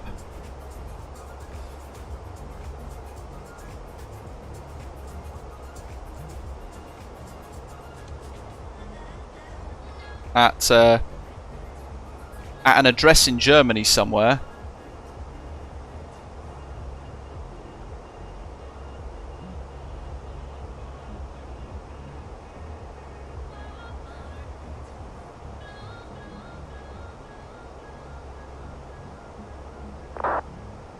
then people might be able to get their money back. But I don't know where you'd find that information from.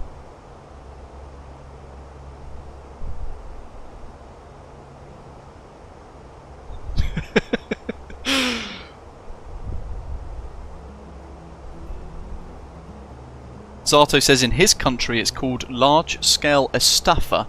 It's essentially scamming people out of the money, but in a large scale, lots of people and lots of cash. But yeah, there is a person who could be held legally and financially responsible for all this, and it sounds similar to Stark Me-Up. And that might be a way for people to get their cash back, or at least report someone or something to legal authorities to have their heck investigated out of them for fraud and all the rest of it. I'd like to see that done.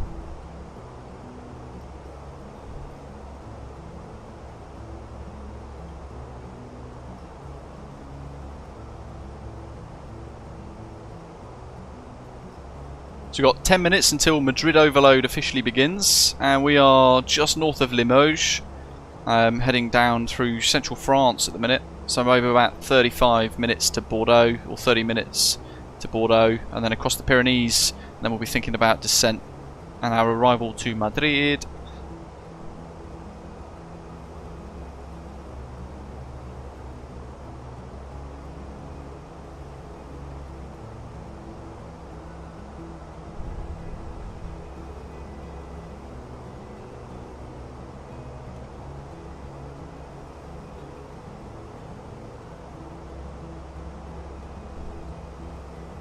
No, I doubt it, Reggie. It would just be that there's a battle going on, a legal battle at the minute, but...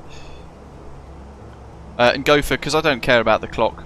It has absolutely no impact on my experience but I've stopped using it ever since. There was it the Flyby A320X that had a memory leak in the chrono when you used the clock. So because of that, I just don't use it anymore. It's just something extra to go wrong. Not bothered. It's not like I'm actually monitoring engine hours like the operators do in real life. So what's the point? Kai Solutions, hello. It is Valanta. It's a stream overlay. I can't see it, but you can.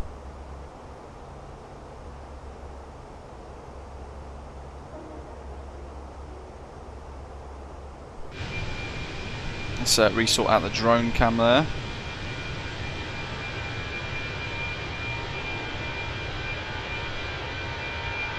Crikey, look at that. Those contrails over there. We're being hunted.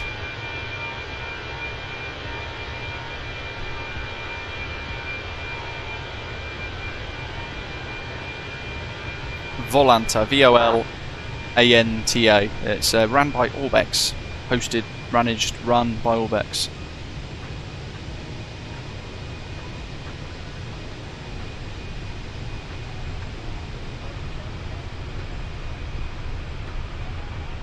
Go for nice, Fuerteventura. Very nice. Transavers on my tail wrap, probably through those huge Fenix contrails. Information out for wow. I wouldn't go that far. But yeah, basically, Nicky's been tricked. He never realised at the time. Well, actually, he probably might have worried about it, but never thought to query it or confirm it. But he basically gave his company to them from the start. Which means Mike Steep owes you all cash if you've had your money taken off you and stuff. But it also means there is money with State like USA that you might be able to focus a charge back from, or a scam claim against your card provider. And part of me thinks, do I put all of this in a video?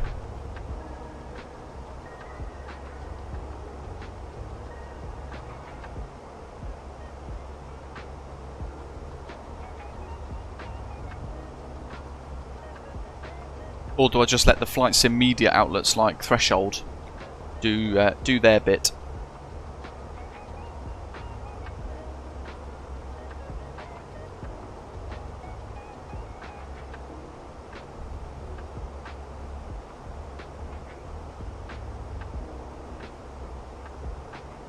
Oh, I was tempted to do a... Yeah, true. Just forward it off to the outlets. Already done. Yeah.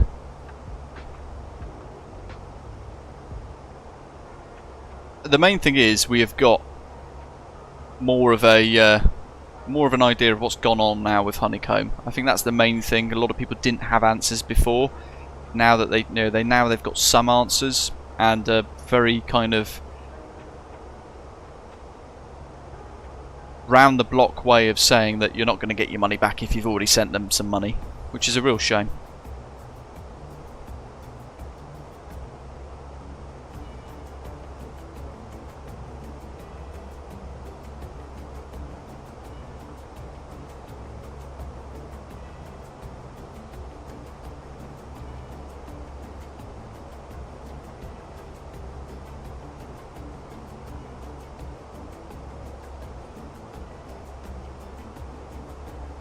Yes, alleged scamming practices, as Reggie says there.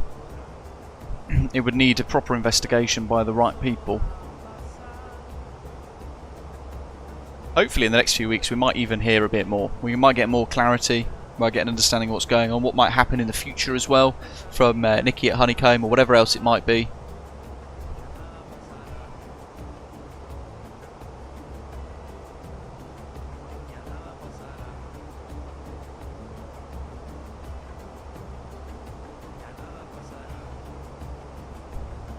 But I did email Snakebite last week to ask them for a comment, and rather interesting, they didn't reply, naturally. I didn't expect them to reply, to be fair.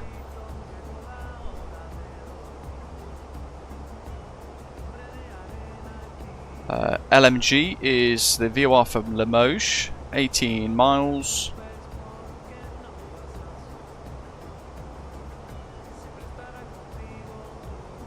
5,500 kilos. So if I find that on my thing, 5.2 tons is what we're estimated on our flight plan.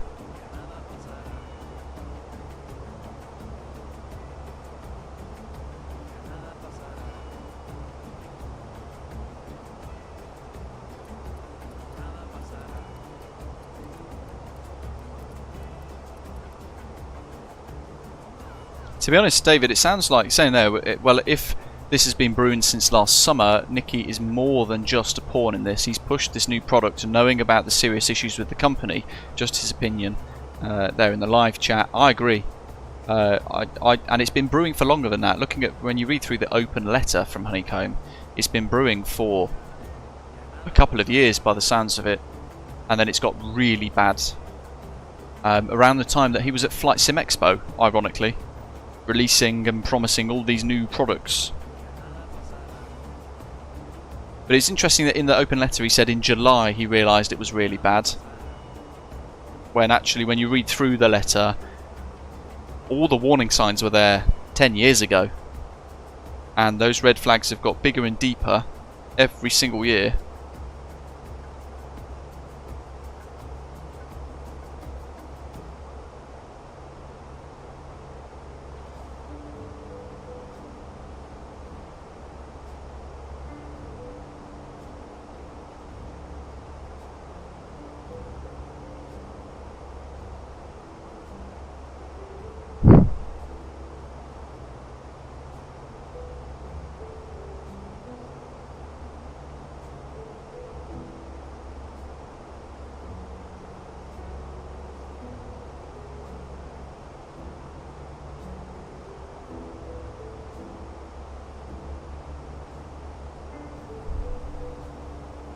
Christopher, yeah, they could put it on auction and a new company buy it all up. It's difficult, isn't it? Because that to them would be, a lot of it would be bankruptcy or stock clear outs, whatever else, and it would depend on their debtors and creditors. It all gets really complicated. David said he saw him at Flight Sim Expo last year pushing this product and the Delta. Yeah, yeah, you were there in person, weren't you?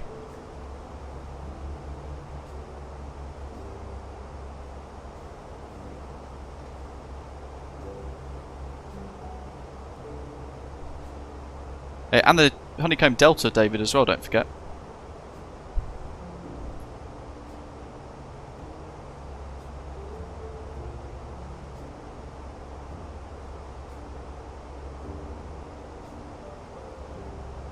Maybe if we all get together and we get Honeycomb dissolved and then we buy it out and we call it beeswax or something like that, something similar to Honeycomb but not the same, and then we buy all the inventory and carry on. Yeah, the manufacturer in Shenzhen basically owns all of the inventory at the moment, like Reggie says there.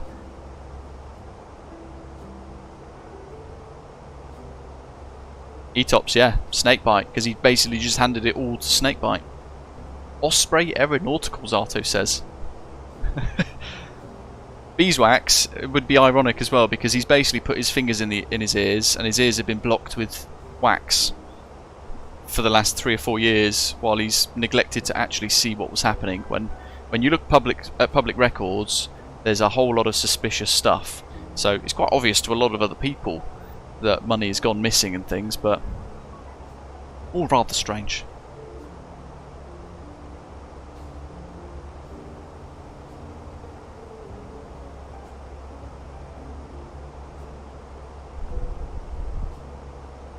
Okay, I've got Marseille FIR, which is that bit. Covering Toulouse, not Toulouse, Montpellier and Lyon. That's Marseille side, isn't it?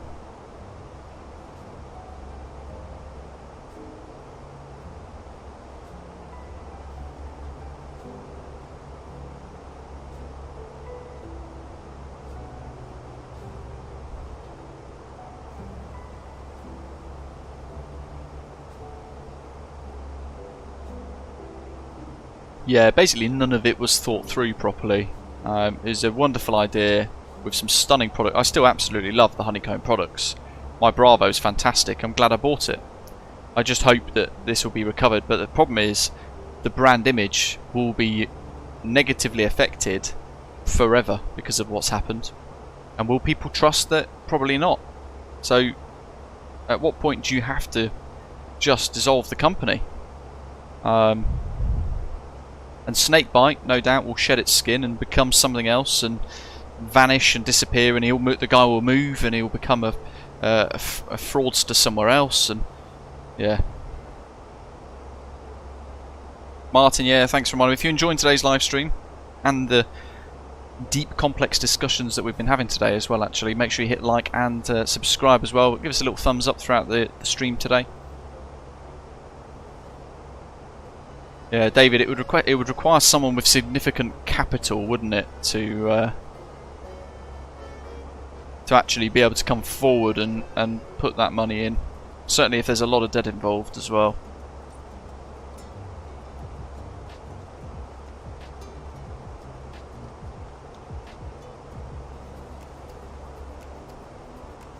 Ooh, let's see. Let's change the playlist. That'll do. Big old front there.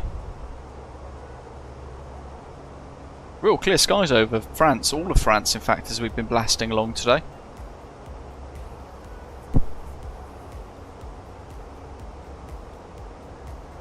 Wilfredo in Brooklyn, good morning.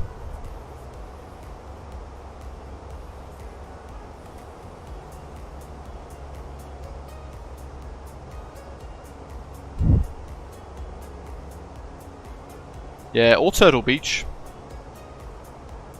But I'd imagine Thrustmaster will probably come in and just try and take over, because then they can continue to kill off the competition and own most of the hardware industry for this community. And that's my worry. Hopefully Thrustmaster won't go near them, but I feel like they might just come and take over. Okay, so next frequency coming up shortly. We've still got another maybe 20 minutes. We've got Madrid Centre online, 132980.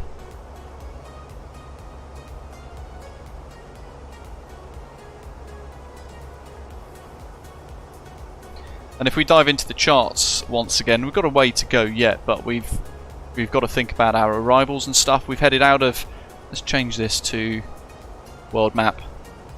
Headed out of Hamburg, across Germany, over Dortmund, into French airspace, routing over Paris, and then south over Limoges, which is what we just passed, and you can see the little indication of our current location there. Routing then over the Pyrenees, near San Sebastian, and then over the Pamplona VOR, PPN, before descending down to Banev, which is where we'll expect the Banev arrival into Auto IFR, into Madrid. So arriving over Banev between flight level 150 and 240.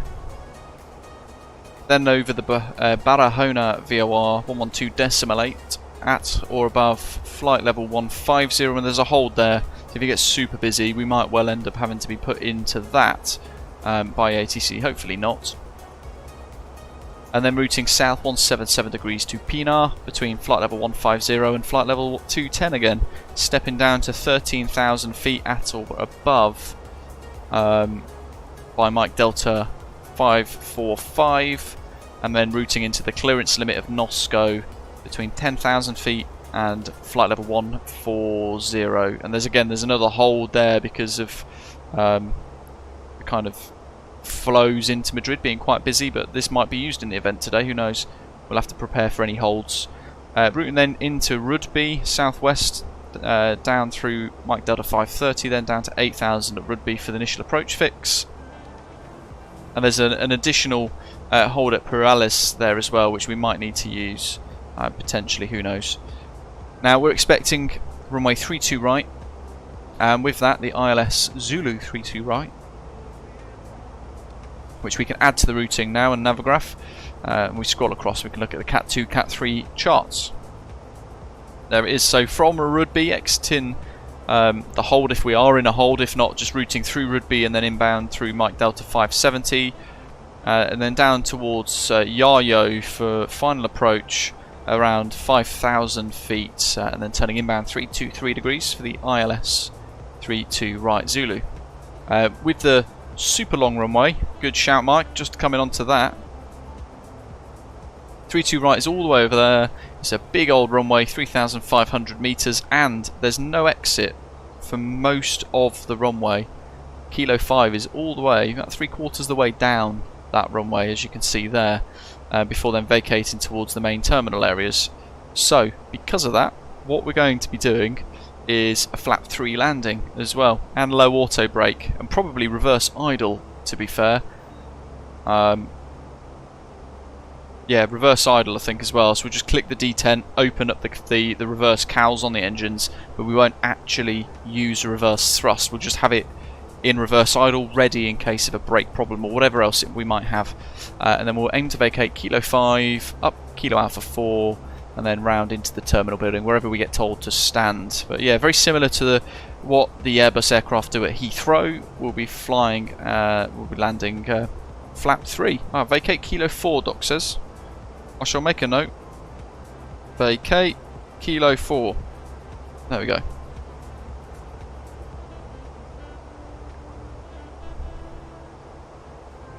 So we have an idea of what we need to be doing. Blue, welcome.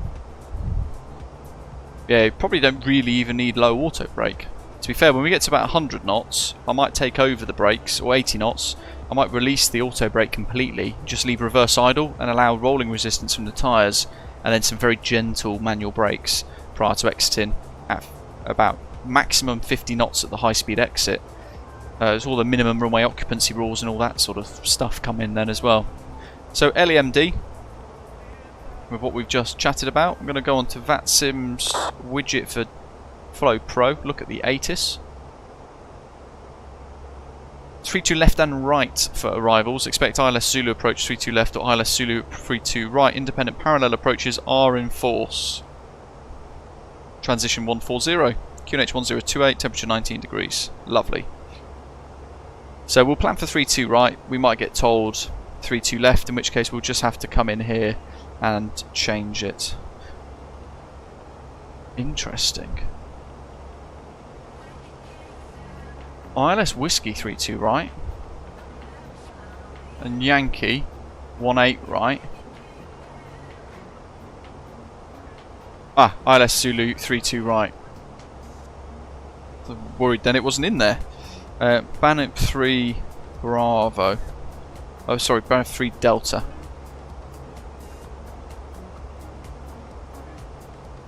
And approach via Rugby. Insert. So that should give us Banev, Ban, Pina at 210, Mike Delta 545, Nosco 530, just checking all this against what we've just chatted about, and then Rugby where there's a hold, and then we head inbound via Yayo. Lovely. Radnav page, nothing's in there yet.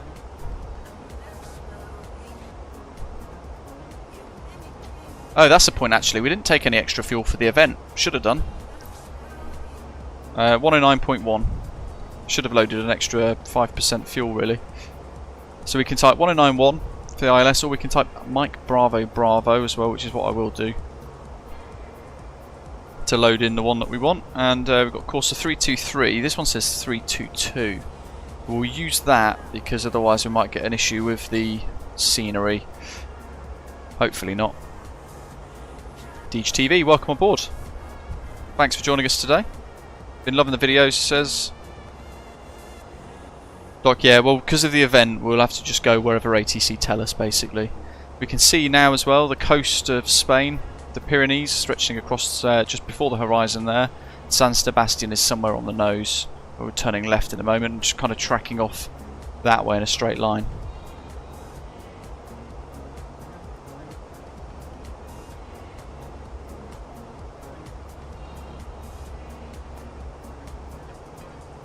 Parallel approach will be quite cool if we get that.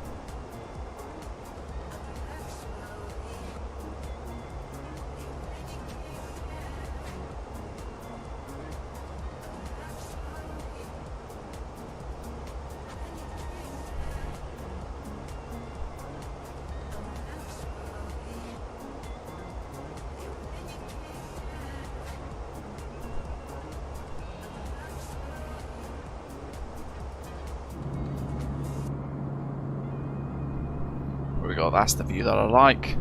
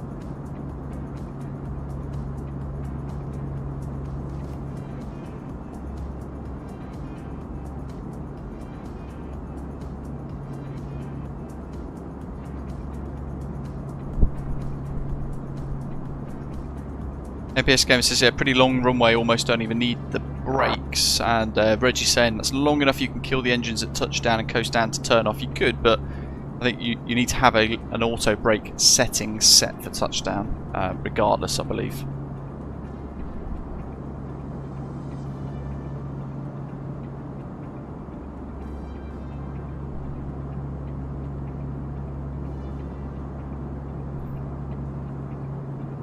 So we can see the ATC coverage over Spain now, all the way to Madeira, all covered. Huge flights, train going off towards Fuerteventura at the moment.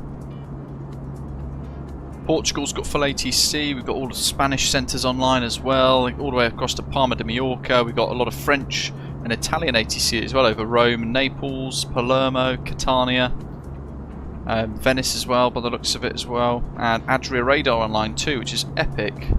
London looks pretty busy. If we scroll on into Madrid, just to see, right at the start of the event, 13 minutes in, look at all those aeroplanes waiting to go. It's going to build up quite nicely. And because of the way we're approaching this from Banev, we're going to route basically south down here, towards where this aeroplane is here, KLM 1705. We can expect 3-2 right because of the way we're entering the pattern at Madrid, but we might get told something different. Around about now, we're going to have to change frequency, I think.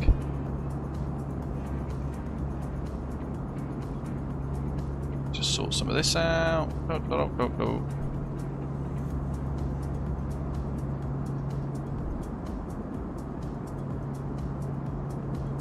Matthew says he can do a better job keeping the brakes cool than the computer can.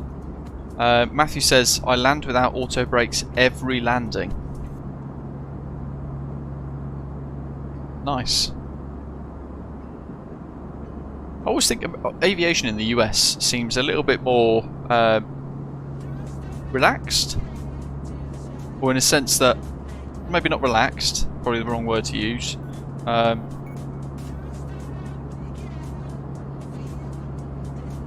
little bit more of a, it's the pilot's decision what you set for your aircraft kind of thing. I don't really know what word to use for that, but you know what I mean. Whereas in Europe and stuff, it seems a lot more prescribed. You will do this, you will do that.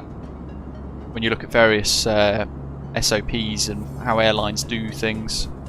But yeah, a lot of visual approaches in the US, as Mike's saying there. Loads of visual approaches, which is great, because it's down to the pilot, isn't it? Whereas in the UK and all of Europe, probably most of the rest of the world, it's ILSs or RNAVs. less so VORs, and decreasing in number more and more every month as well, I suppose.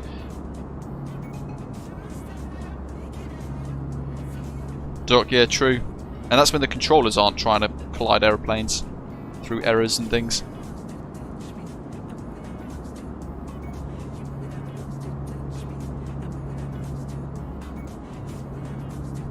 What do you reckon, folks? Shall we do a flap 3 landing with no auto brake then? So we do it ourselves? Or shall we use low auto brake, reverse idle? Arvid in 60 miles, so 50 miles till Madrid airspace. Let's tune in and start to get a feel for how busy they may or may not be. Iberia 6701, descent climb flight level 340. Climb flight level 340, Iberia 6701. Yeah, Matthew, that's pretty cool.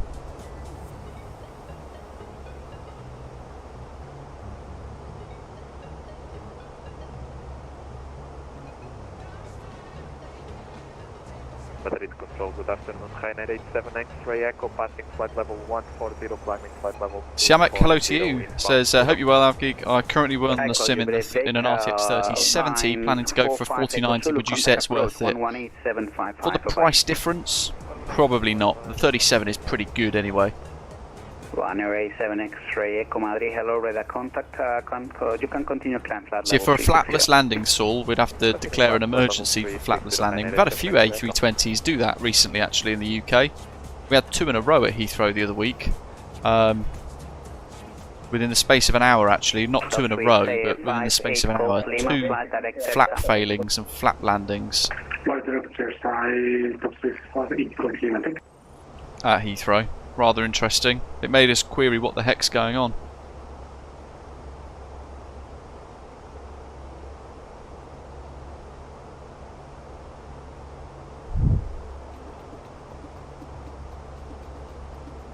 Yeah, I think we were estimated to land at Madrid at about 20 past 4. About maybe 16:10, 16:20Z. In fact, there we go. 16:02Z for touchdown estimated.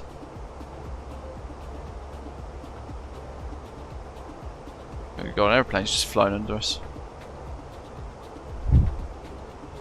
Let's have a look, see what this tells us. Try again on 118755. There you go, 16:20.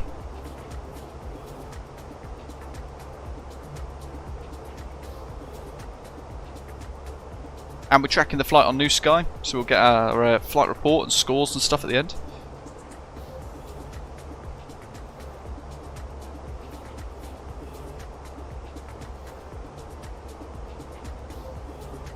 Madrid Control, Buenos Dias, it's Transavia 5363 in Bravo, Tango Zulu, flight level 350.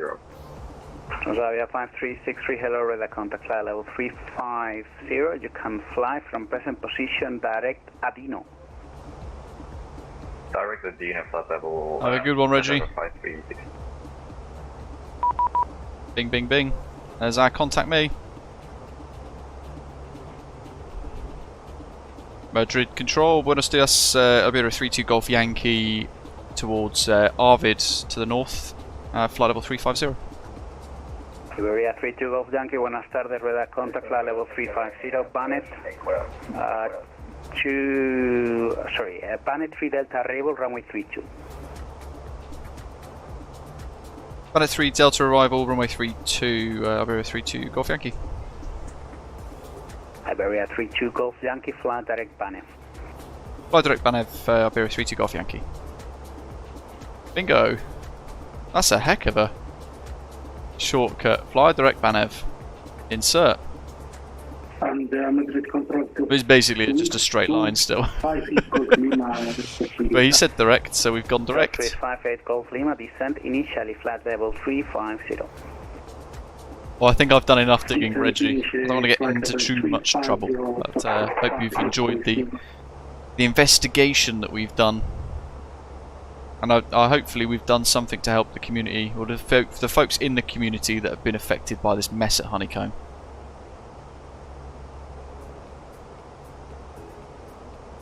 Yeah, ooh, shortcut. No. Red herring. Iberia 31 Whiskey Delta, Just contact list 113285, bye-bye. Should have just said, yeah, said radar identified. Yeah, should just said we were identified. I just left it at that. But I suppose it does cut out our flight plan rather nicely.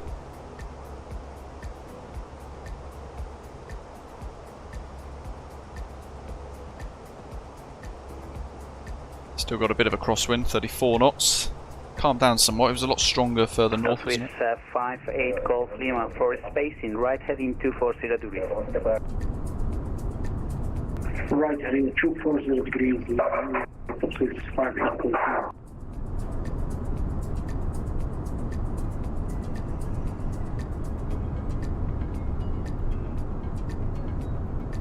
Tarom 227, contact Barcelona. Hey, you know what we've got to do as well, folks? Work out what to do tomorrow. First stream. 134455 for Tarom 227, thank you for ATC.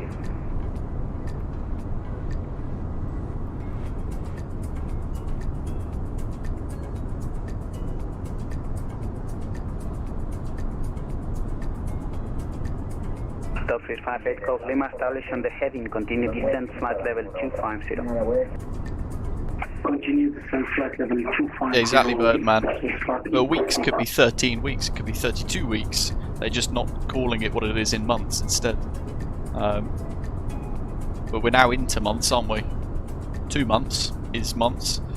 As you said, they mentioned release of Block 2 V2 in weeks, 5 weeks ago. So who knows? We haven't heard anything from Fenix, sadly. But we're all waiting.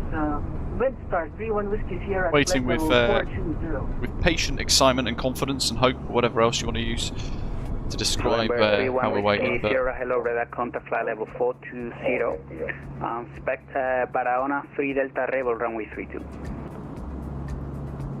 Expecting the Barra 3 Delta arrival runway 32. There's the join between France and Spain just below us there. Sierra, descent flight level 410. How's the ATC volume for you folks listening as well? Hopefully it's okay. A little fiddle with VATSIM. The noise output. I have no idea what frequency we'll be handed off to next because we've got 2 approaches on. A area east, Madrid final approach, Madrid approach. That's Barcelona control. So actually it might be 118755. 118755 approach 1, followed by 127505 for approach fin, final approach, followed by 2 tower frequencies, no idea which. Tower 1, I'll go with 118080 because it says South Tower. So I feel like they're going to be doing arrivals, and then Tower 118155 might be doing tower departures. Windstar 31 Whiskey Sierra, report Mach number. And Windstar 31 Whiskey Sierra, we are doing Mach. So I've noted down a number of frequencies for us. I haven't done ground checks. There's 3 ground controllers online at the moment that I can see. Just routing over the Pyrenees though now.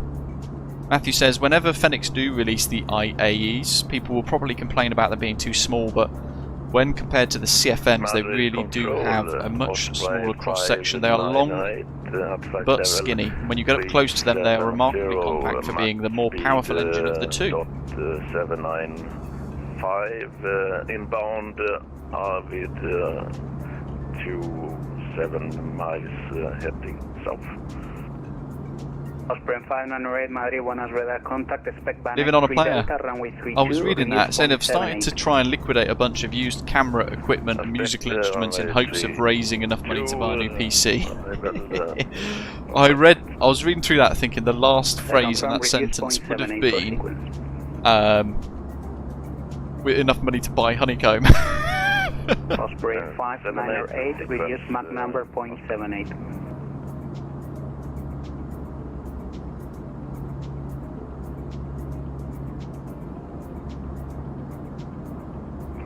Madrid Control, muy buenas tardes, Aeroméxico 021 empezado, nivel de vuelo 320.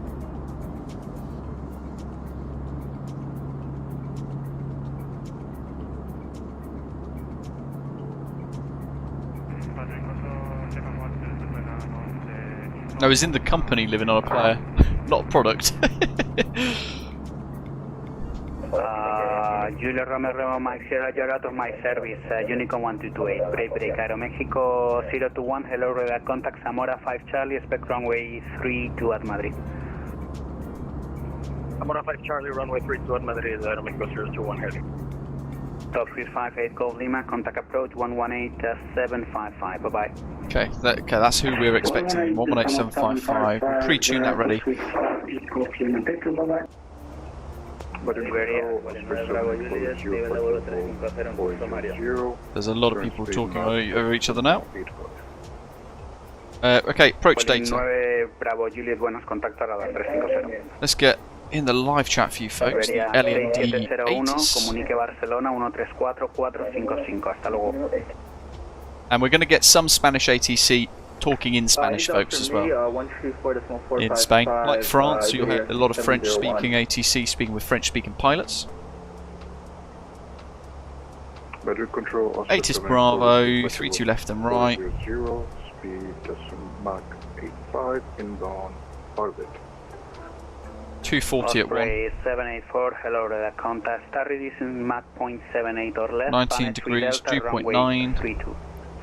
Bennett 3 Delta, runway 32. QNH1028, transition level, TL 140.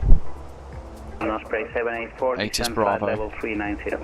So we can go into the performance page now, head into the arrivals, kind of the approach page, and put in some of this data. So QNH1028, temperature 19 degrees Celsius, and wind 190 at 9.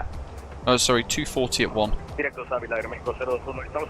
Nice calm winds. As Doc mentioned earlier on in the live chat, Madrid is at very high altitude, so we'll demand a little bit more from the engines on the approach anyway. It's at 2,000 feet MSL.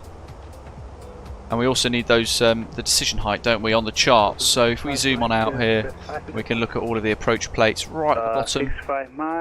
We're category C aircraft. We'll pop 128 in the radio. Hopefully you can see both screens, the MCDU and the charts. We'll pop it there. And as discussed, the super long runway, low auto, and we're either going to use low auto brake or no auto brake. If we're going to harness our inner Matthew, we'll go config 3 for the approach speeds. So we're telling the aeroplane we're going to use only up to flap 3 for approach, not anything else. And then with that, at the charts, we'll look up and illuminate landing flap 3 on the GPWS mode selectors up here. And then we get, in that little status area of the window, GPWS flap 3 confirming now that the aeroplane is aware that that is our plan. David, no, not for the Fenix. I think because it doesn't have the displays at work, I haven't bothered with it for today. If I was in the flight a while, then I would. Birdman says, just had a red TCAS on VATSIM in the A320X, and it started to descend itself. First one he's had that's actually auto-descended. Nice. I think it depends on how close it gets, because the auto descent or auto RA in the A320X has been in place for a long time, maybe a year and a half. Beaver 99491 uniform, Honeycomb 128, bye bye. Honeycomb 128, thanks.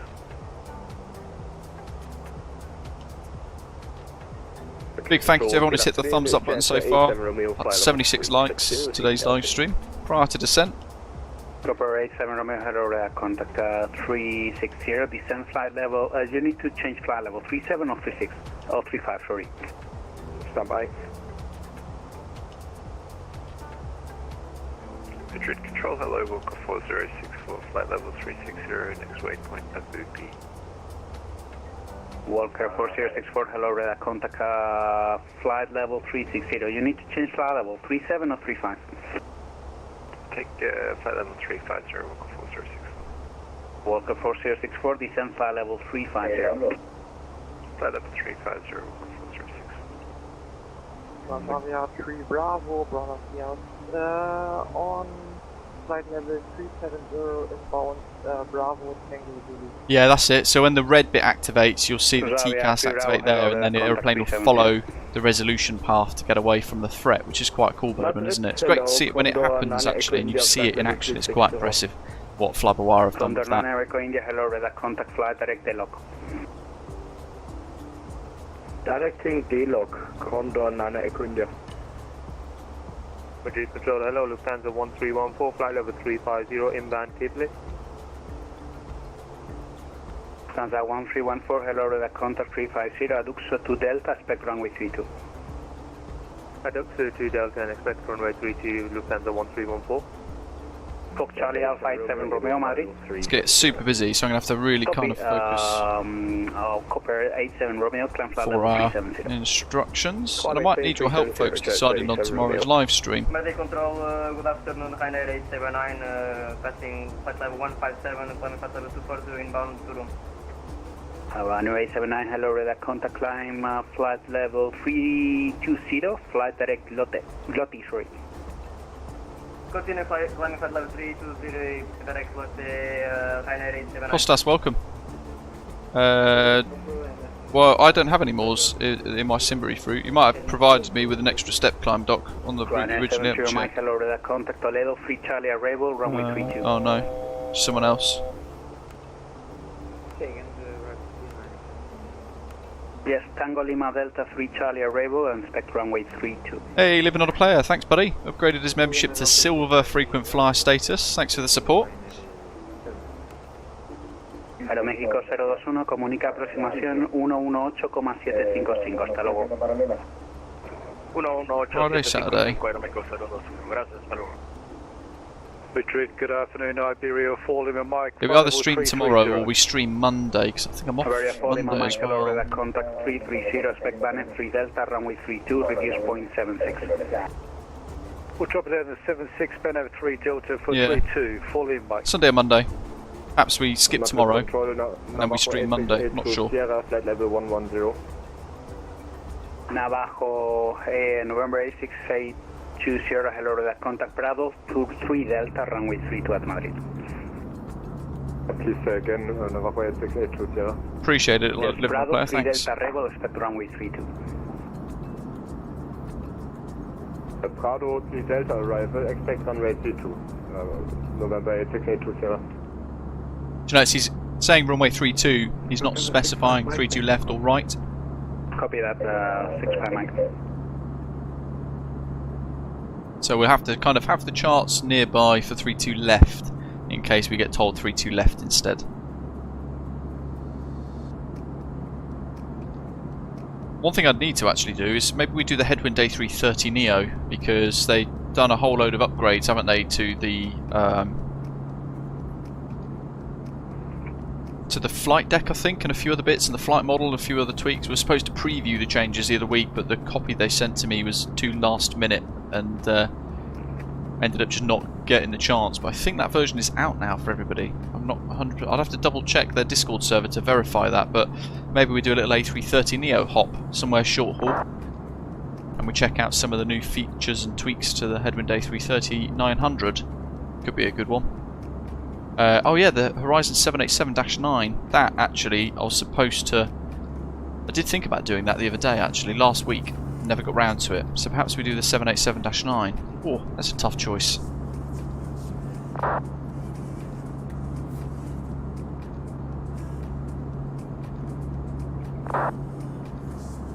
Oh, Ian, that's a good shout. You set up the ILS in the standby for 3-2 left as well, just in case. In the secondary flight plan. 32 Golf Yankee, when ready, descend flight level 250 to be level at Banev. Descend when ready, 250 level Banev, Iberia 32 Golf Yankee. Good afternoon, Callum 73 Delta 370 and Mount Chilton. Hello, Callum 73 Delta 370, Terza 3 Zulu, you are able, runway 32 at Madrid. Ooh. Did I just crash that?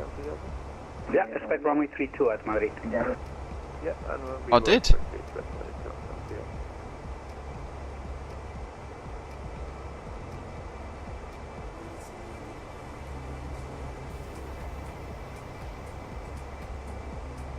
Ooh. There's a bug. Dave Cat, yeah, we spent most of, well, the first half of today's flight discussing that.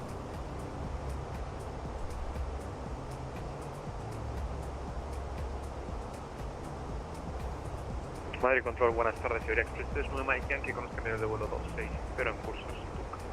Iberia 3, Iberia Express 3 Mike Yankee, bueno, responda 4. I'll just do it manually, Doc. It's easier, isn't it? 3 menos 4, 4, 2, 1, Iberia Express 3 Mike Yankee. I'll just see what it gives us there for that bottom of descent marker. Iberia Express 39 Mike Yankee, espere SOTU 4 Charlie 312 Madrid. Level Banav, so we want to round off the descent to 250 just before Banav. Why? Why has that been switched to offline mode? Thing is, we're on VATSIM now. If I activate this, it will be too late, won't it? So do I try and do it quick time, get the data turned back on? Will it cause too many problems? What do you guys think? November 31 Whiskey Sierra, when ready, descend flight level 270, be level at Banef 250. Descend to flight level 270, level 250 at Banef, wind star 31 Whiskey Sierra. Madrid Control, Osprey 784, ready for descent in about 10 on the command. Osprey 784, when ready, descend flight level 290. Right, should be quite quick. 784. Go, go. Data, data, data. On. Fly. On. Yankee, descenso nivel de vuelo 250 y comunica aproximación 118,755. Adiós. 7, 8, 9, 10, 11, 12, 13, 14, 15, 16, 17, 18, 19. Oof. Yeah, Darren, I think it's just a crappy service, to be honest. All the time I'm thinking this poor... I don't know why the drone, my end camera does that now. Not sure. But all the while thinking there's somebody right behind me. Yankee, direct route B and contact approach 118755. Direct to Rugby and contact approach 118755, Iberia 32 Golf Yankee, thanks. Crikey, that's one heck of a shortcut. Direct Rugby and 118755. Speed error at Rugby, it says. 247, that's fine. We'll go to manage then instead.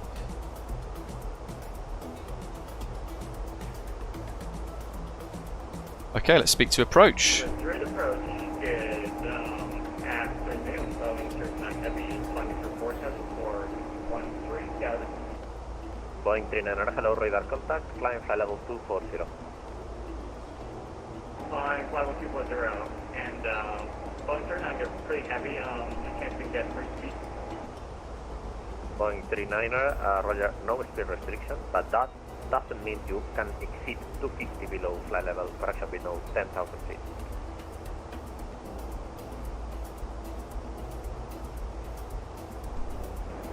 Boeing 39. Ooh, Doc, interesting. But please confirm we still need to maintain 250 below 10,000.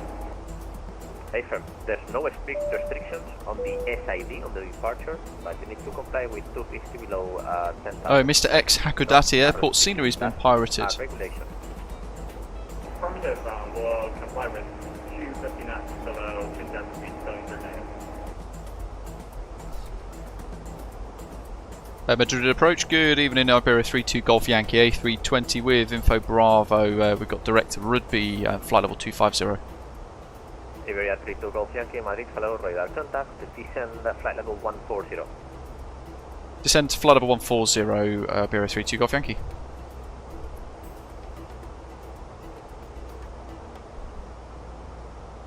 Rugby at or above 8,000. 247 there. Which is probably a bit too quick. Let's see if we can change that. Speed constraint 220 it says there. Oh, that's why the speed error.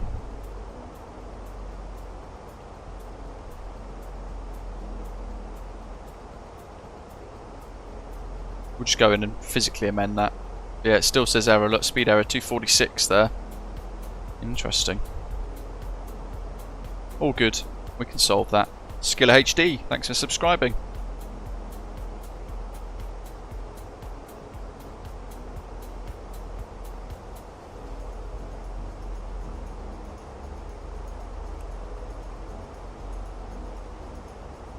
Departure Iberian 25. We'll probably go to about 1800 foot per minute now and round this off nicely, because we will have a step down to 8000. Aeroméxico 021, descienda altitud 7000 pies, QNH 1028. We've still got 18 odd miles to go. Approach, hello, wind start 31 Whiskey Sierra at 26, leveling off at flight level 25, inbound, Bannon. November 31 Whiskey Sierra, Madrid, hello, radar contact, descend flight level 150. 150, 31 Whiskey Sierra. Air Nostrum 36 Whiskey Romeo, contact Madrid control 132.980. 132.980. 127505 I think will be next. So let's get the next frequency ready. 127505. Jolly good. Probably won't need those, so let's get the ground spoilers out. Armed rather. And I think we will. I think we will do no auto brake for landing, so we just have to brake ourselves. In a way that might help us test the rolling resistance of this Fenix A320. Ryanair 4, November X-ray, hello, radar contact climb flight level 240. Climb to flight level 240. Belts and the Luke Air tool. Estimados pasajeros, en unos minutos aterrizaremos en el aeropuerto. Si son tan amables, por favor verifiquen que su equipaje está bien colocado y el respaldo de su asiento está en posición vertical y su mesa plegada, y si su cinturón de seguridad abrochado. A partir de este momento, los dispositivos electrónicos de mano deberán estar sujetos en modo avión o apagados y los So we'll do ordenadores flap 3 landing apagados y guardados. and no auto brake. Desenchufen sus dispositivos de la toma eléctrica. And then yeah, that should get us rolling all the way to Kilo 4 to vacate its dock zone there. Aviator, I'm not sure, buddy.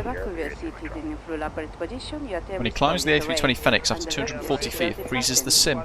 I'm not sure. Delta Tango, morning. Laptop must be switched off and stored away. All devices must be unplugged from power socket. Thank you for flying with us. Bring this in. Range ring to Fulton. Yankee, descienda a nivel de vuelo, corrección, descienda altitud 6000 pies, QNH 102. What was that QNH 1028, wasn't it? So I'm just going to set that ready.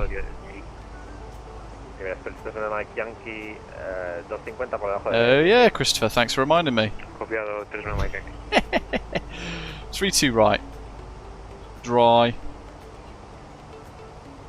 Refresh the METAR. Fly. Landing weight. Estimated. Some brief flight plan. Where are you at? Iberia 32 Golf Yankee, descend altitude 7,000 feet, QNH 1028. Descend 7,000 QNH 1028, Iberia 32 Golf Yankee. Continuing down. Landing weight then estimated 62 tons. Ryanair 4 November. Do 62.1. Low auto brake, idle reverse. Flap 3. Low auto brake is all we can do there, so it won't let us actually commit to any others. We can't turn it off. Medium, max, low. Aeroméxico 021, llame final 127,505, adiós. Got an aircraft there, it's just about to climb over us actually, I think.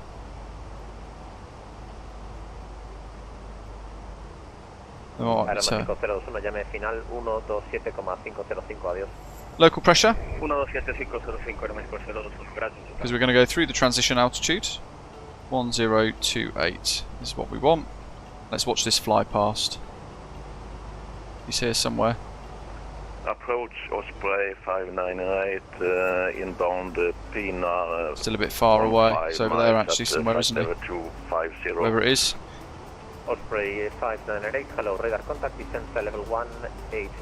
Oh, he's now 3,300 above. 180, Osprey 598. Probably won't be able to spot him now. Oh, there he is. Flying over. Howdy.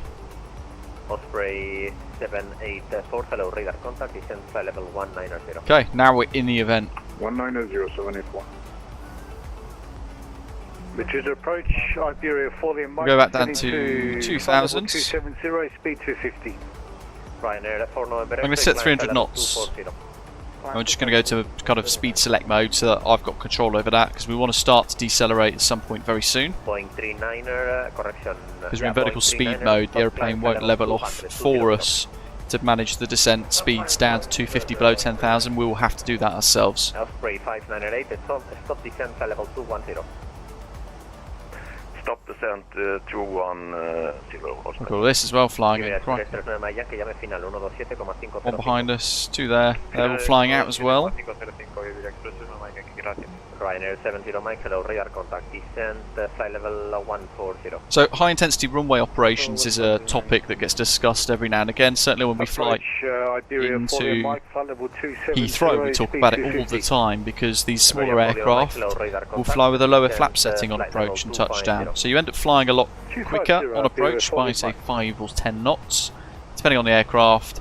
And you'll see all of the BA aircraft, A320s, A390s and A321s all land with config flap 3 most of the time on 27 left or right for landing, because it will then allow them to get off at a high speed exit a lot faster.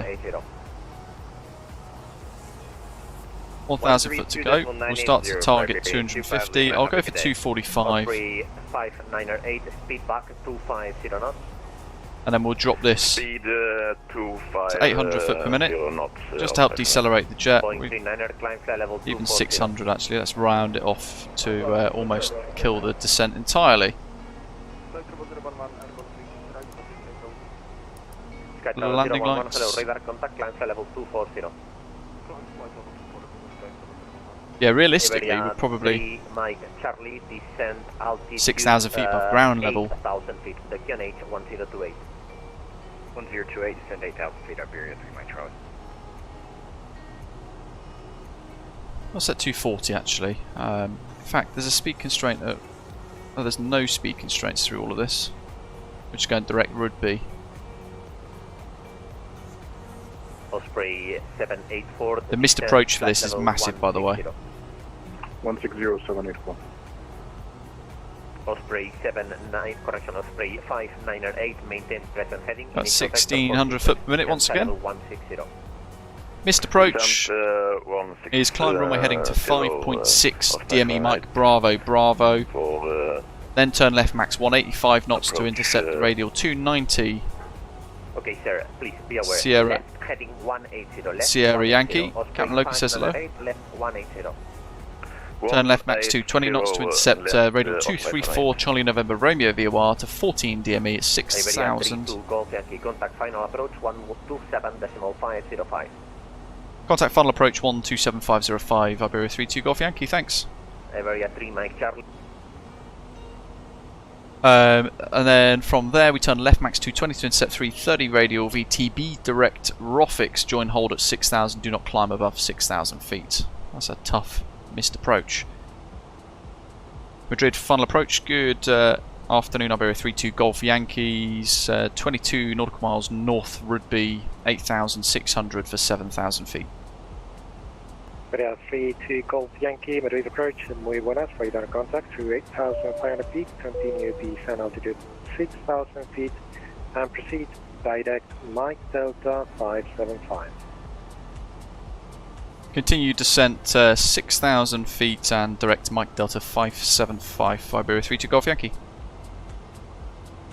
Lots of sequencing here. I might actually now start to bring the speed down a little bit. We'll target 230. Arif Barik, welcome aboard, thanks for subscribing. Look at that above us. Aeroplane there being Iberia Express 39 Mike Yankee, si sobre FAFE quieren proceder al norte para hacer un recorte, por mí turned ahead of us, and look at that valley. That's wonderful. That actually looks real. Fantastic. Look at that. ¿Me confirma Mike Delta 575, Iberia Express? Perdone, no, volaremos... As we get a little bit of views. Red Panther, welcome. Si quieren en 360 y llegan a final sobre FAFE. Well, we get chance, making fast progress over the ground. Ah, firma. Look at that. Para México 021, torre 118,080, hasta luego. 118,080 el México 0. 3 more screenshots just to plop onto Volanta. Good evening, Ryder. Well into the arrival now. 6,000 feet. 220. Perf. Activate approach phase. Happy with that. That's all set and cross-checked. Doc, it did, didn't it, a little while ago? Fantastic. Let's bring the range ring right in again now. 15 miles to go. Gonna get LS mode on. 1091, 21 DME, Mike Bravo Bravo. That's expecting 32 right for the ILS. If it changes though, we'll have to be quite quick with snapping across to 32 left and changing the approach. Landing flap 3 is activated up there. Speed's good at 220, just above green dot rather. Ground spoilers are armed. Flaps currently retracted on 0. No auto brake for this, so it's our brakes. Something we really need to remember. We're not going to use auto brake, so that panel will stay off. Otherwise we'd set auto brake low. QNH is set and we're level at 6. No idea what our next frequency will be. I'm going to suggest maybe 118080.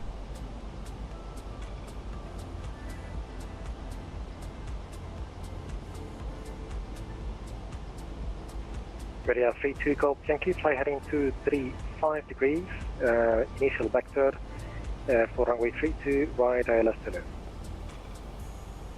low. Fly heading 235 degrees, initial vectors, ILS 32 right, Iberia 32 Golf Yankee. Final 70 Mike, maintain present heading. Manage speed, should drop us now to green dot. Present heading, Let's get rid of the music. Final Iberia 3 Mike Charlie. Iberia 3 Mike Charlie, muy buenas. So we're being vectored directly to Yayo now, I think. Maintain speed and heading if Iberia. It is Lexi, yeah, an absolute beast of a PC.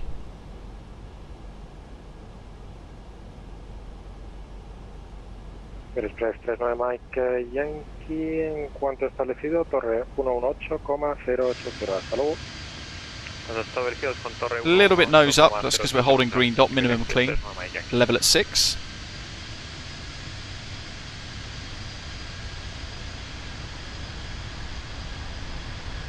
Final 70 Mike, reduce speed to 109. 109 knots. Iberia 32 Golf Yankee, descend altitude 5,000 feet. Descend 5,000 feet, Iberia 32 Golf Yankee. We could in theory go to flaps 1 now. 3 Mike Charlie, fly direct, Yayo intersection Yankee Alpha Yankee, Hotel Oscar. Madrid Overload, this event that we're flying into, is on now for the next 3 hours I think, so if you wanted to fly in or out, this is a great event to take part in. Although of course as always with a VATSIM event, you've got to be confident with the aircraft that you're flying and with what you're doing on VATSIM generally. Not doing the return aviator, no. Just flying into a rather hectic event. 770 Mike, descend altitude 4,000 feet. GSX is great, Red Panther. It does need specific stuff though for it. Approach hello, Windstar 31 Whiskey Sierra 9,000 for 6,000. Inbound, Mike Delta 55. November 31 Whiskey Sierra, buenas, on radar contact 9,000 feet. Can't do anything about that. Delta 575. If it says we're in cruise, that's a Volanta problem Mike unfortunately. Delta 575. Especially now, it's such late Windstar into the 31 flight. Whiskey Sierra. Iberia 32 Golf Yankee, right heading to 990 degrees, final vector, clear LS to approach, 32 left. The right 290 degrees and cleared ILS approach 32 left. Iberia 32 Golf Yankee. 32 right, I confirm. 32 right, thanks. Iberia 32 Golf Yankee. Final 70 Mike, left heading 350 degrees, final vector, clear ILS to approach 32 left. Definitely said 32 left to us though, didn't he?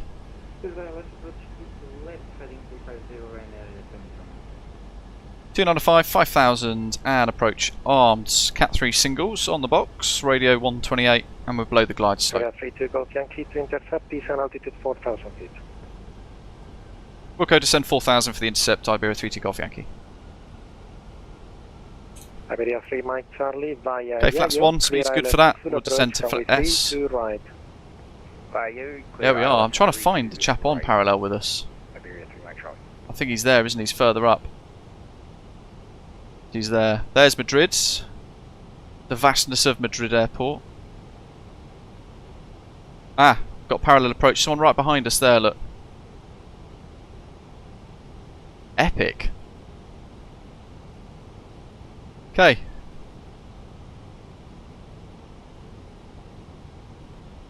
Come on. Start to intercept. There we go. That's captured. Gonna go gear down. Speed's good for it. It'll also increase the drag on the airframe. Iberia 32 Golf Yankee, contact over 118.080. Have a nice landing, see you. Tower on 118080, Iberia 32 Golf Yankee. Thanks, Ed Seagrey. No idea what ground frequency we're going to use, but let's just focus on the approach now. It is a busy moment. So autopilot 2 engaged, 4000 is the target.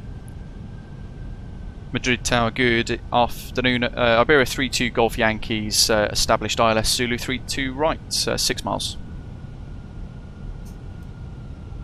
Iberia 32 Golf Yankee, good afternoon, Barajas Tower, the wind calm, runway 32 right, clear to land. 32 right, clear to land, Iberia 32 Golf Yankee. We're coming in hot. So in the descent, 6,000. 185 is good for flaps 3. Nose is going to appear to be quite far down in reality, but actually we're just, because we're quite quick, the speed will wash off. But we've been given lots of shortcuts, extra vectors, and it's trimmed a lot of the approach off. Actually, I probably should have scuffed some of the speed off earlier.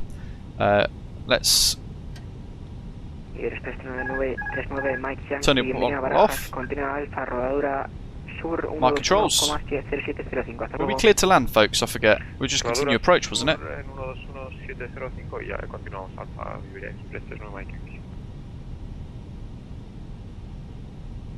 1000. Check.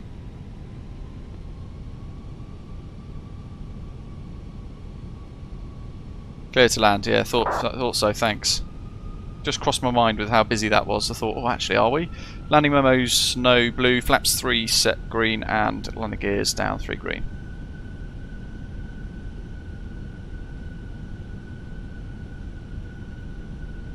Flaps 3 approach means we're going to be coming in a bit quicker than we otherwise would, and we have no auto brake set, so it's manual brakes. Over the highway, coming up to 500 feet. 500. Little pitch correction there. Ryanair 70 Mike, the wind calm, runway 32 left, clear to land. Wind's calm. Ryanair 701, the wind calm, runway 32 left, clear to land. Displays threshold below us. We can take off there, but we can't land on it. Over the threshold, 50 feet. 50, looking up. 40, 30, 20, retard. Holding the flare. 10, 5. Madrid Tower, good evening. Iberia 3 Mike Charlie, 32 right. Nose is down. Iberia 3 Mike Charlie, good afternoon. Idle reverse. Tower, please continue approach number 2, the wind calm. Continue. And a little manual brakes. 80 knots. First time in using a no auto brake touchdown. William, thanks for subscribing, welcome. 70 knots. Keep scrubbing the speed off. I am. I'm in reverse idle dock, but not physically. There it is on the display, but you can see it latched. But the Fenix keybinds on the Honeycomb Bravo for me are a little bit messy. So we just get what we're given with it, sadly. 32 Golf Yankee, welcome to Barajas. Contact Barajas ground 121.755. Have a nice day. Hello. Contact ground 121.755 for Iberia 32 Golf Yankee, thanks. Iberia 3 miles Charlie, the wind count runway 32 right, clear to land. 1. Clear to land, 32 right, Iberia. 121.755.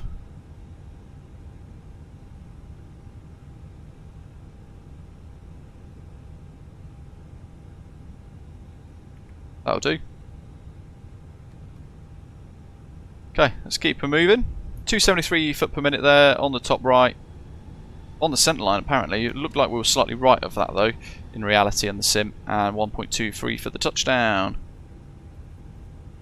Iberia 3180, ready to taxi. Landing lights off, runway turn off lights off. Nose lights on to taxi, strobes off. Master switch APU on.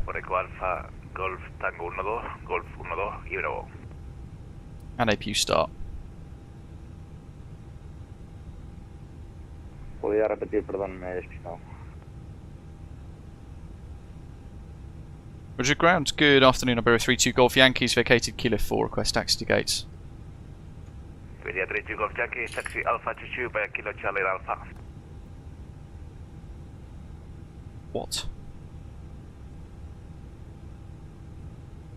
Could you repeat again a little quick there?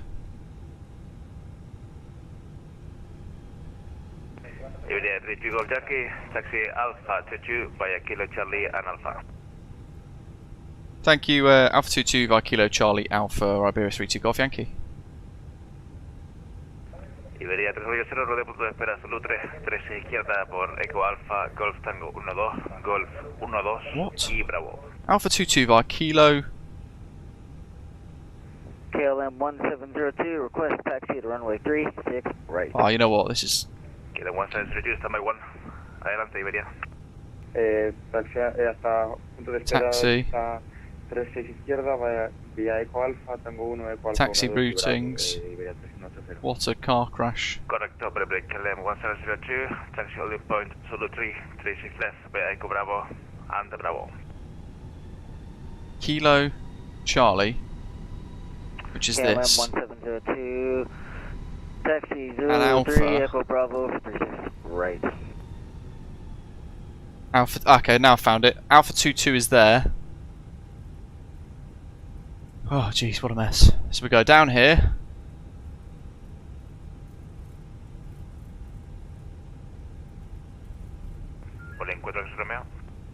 And then we take the next left onto Alpha, and we follow Alpha all the way around to Alpha 22.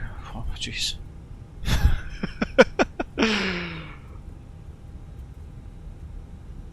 I feel for real pilots on the ground. Ashton says it's just pure mayhem piling in.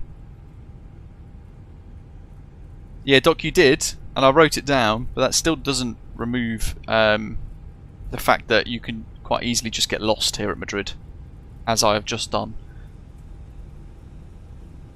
Takes me a little bit of processing time at unfamiliar airports sometimes. This is Latin VFR's Madrid airport scenery. Somebody was just asking in the live chat earlier. Bienvenido, un placer anunciarles que hemos aterrizado en hora. Por favor, permanezcan sentados con los cinturones de seguridad. We all get lost every now and again here, in the sim somewhere. Sus dispositivos en modo avión apagados hasta la That's all apertura de good, puertas. that's all set. Antes de salir del avión, por favor que no olviden a bordo ninguna de sus pertenencias como teléfonos móviles u otros dispositivos. Les agradecemos que dejen las mantas encima de sus butacas. Recordamos que la hora local son las 9:35 de la mañana. Ha sido un placer recibirles a bordo. Gracias por confiar en Iberia. We have landed on time. Please remain certain we are able to fasten until sound return off.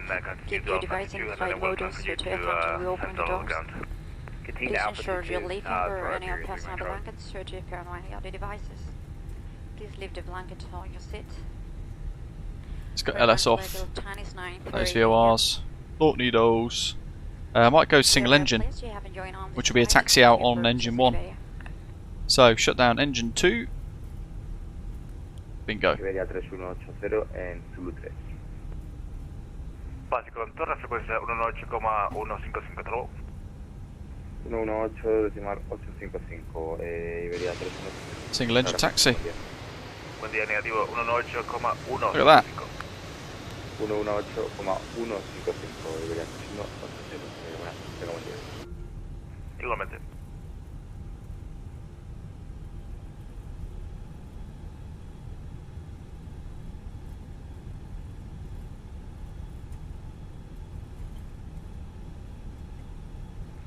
And ground, hello, Windstar 31 Whiskey Sierra, off at runway 32 right. Number 31 Whiskey Sierra, hello, taxi Alpha Chichu, by Kilo Alpha, Kilo Charlie. So we're going to be handed off to another controller in a second.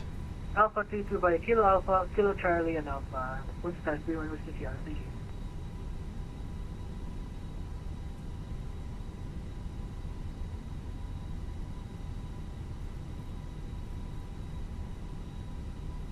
The Flyby A320 Neo Lexi is pretty awesome. I very much like that. Quite heavy on the single engine, crikey. 40%.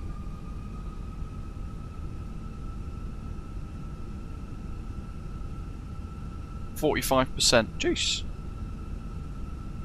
What sound pack do I use? It's the Luke Airtool, lukeairtool.net. Right, aircraft towards there. He's just landed on 32 left, I think. So he'll be taxiing in the same direction. And we're looking for the boards or some sort of markation to say that we're at Alpha 22. This is Alpha 25. Then into Alpha 24. Killing 172, continue Yankee 3, runway 36 right, clean in front of you.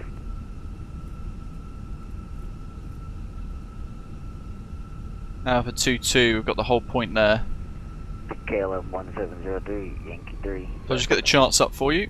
That little orange line that we're getting a bit closer towards. Not sure if we will actually see it.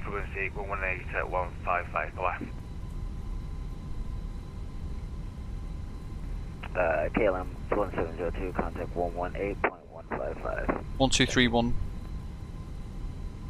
Iberia 32 Golf Yankee, contact land.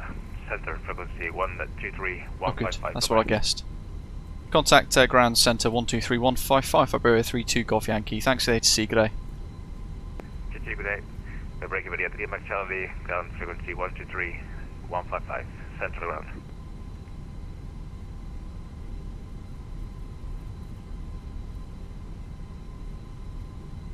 Ground centre, good afternoon, Iberia 32 Golf Yankees. Alpha 23 for Alpha 22.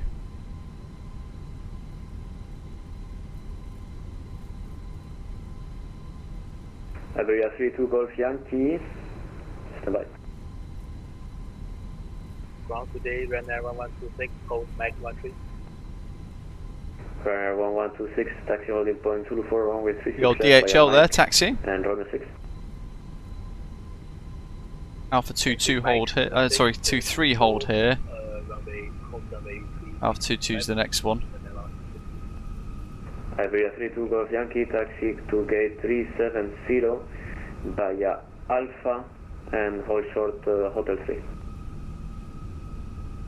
Taxi stand 370 via Alpha, hold short Hotel 3, Iberia 32 Golf Yankee.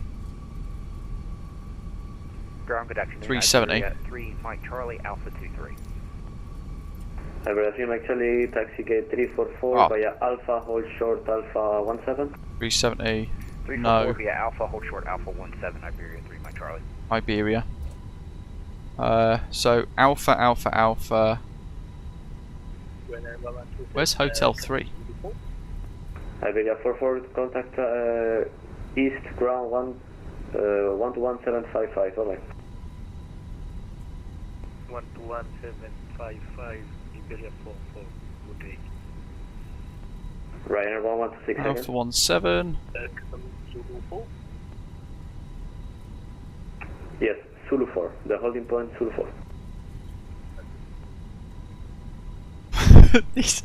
these ground charts, man. Good day, Postman 48 Echo. 232121. Alpha 17. Postman 48 Echo, taxi holding point, Mike 22 via Mike. Hotel.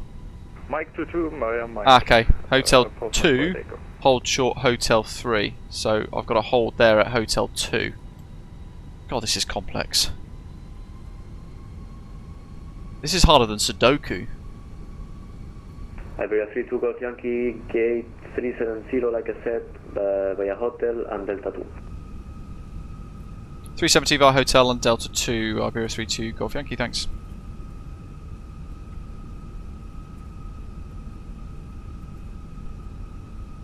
Hotel Delta 2.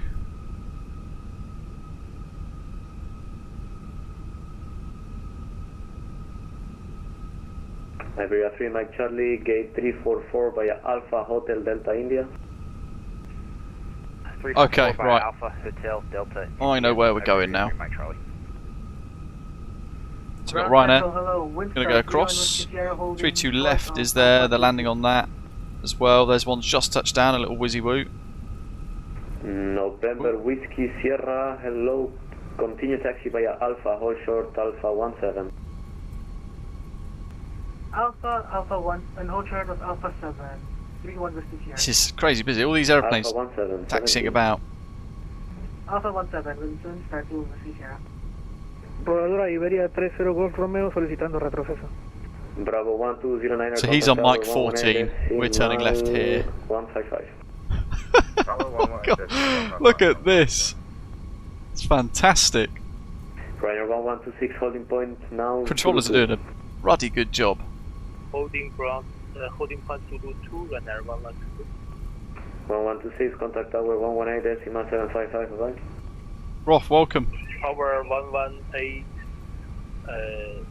118.155, Ryanair 116. Sorry, wrong frequency, 118.155. 118.155, Ryanair 116. Rodadora, buenas tardes, Iberia 30 Golf Romeo solicitamos retroceso. Iberia 30 Golf Romeo, buenas, puesta en marcha de retroceso aprobada, encarando al norte. Aprobado encarando al norte, Iberia 30 Golf Romeo. Hotel 3, round we go. Qatar 6, Echo Juliet, radio check. 505, break, November 31 Whiskey Sierra. Are you going to the general aviation? Affirmative for 31 Whiskey Sierra. 31 Whiskey Sierra. Yeah, it's almost like doing the knowledge, isn't it, Delta Tango? And hold short Alpha 10. Crazy busy. Look how many aircraft are on stand. Some of those are statics, but nevertheless.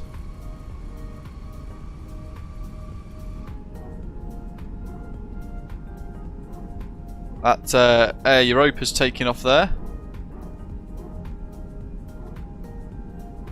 See the APU, sorry, the PTU barking away as well.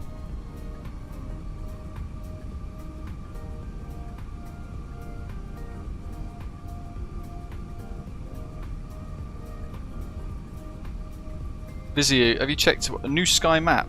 No, I haven't. NS map, New Sky map?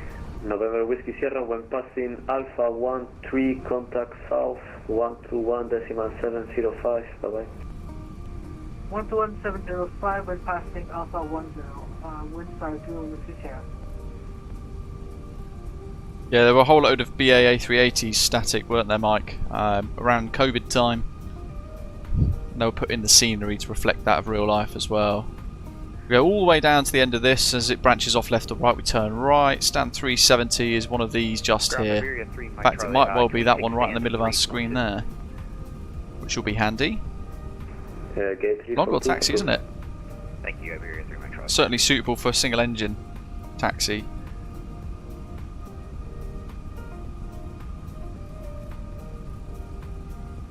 Left's clear, right's clear. We'll cross. Postman 48 Echo, we are approaching Mike 22. Postman 48 Echo, contact east, 1 to yeah, Mike, that's the one, but yeah, they've been removed since, as Diego's saying. 121.755, bye bye. Once again, massive thank you to VATSIM Spain for inviting us to fly along in today's event. Really good. Been glad we've been able to provide you with some traffic. thank you for the great ATC. Delta 2, follow the right, as this marks on the ground suggest. And then we're looking for our stand, 377, 376, 374. Taxi lights, oops, off. 373, 72,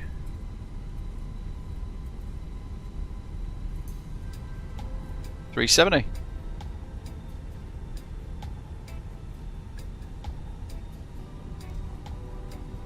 We'll try and keep the momentum rolling with a single engine. I've seen some of these A320s, at least at Heathrow, roll in really fast. Oops. God, the tiller, what a mess.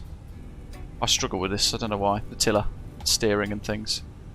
Okay, now a little bit of brakes, just to reduce our speed. There we go. Following the VDGS. Safe dock.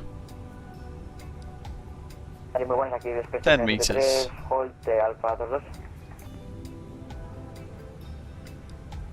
Oh, gonna need a little bit of power. Iberia 33973, buenas.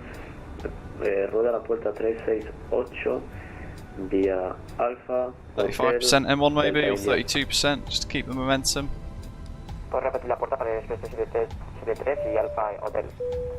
Robert, welcome on board, thanks for subscribing. 368 Alfa Hotel Delta India.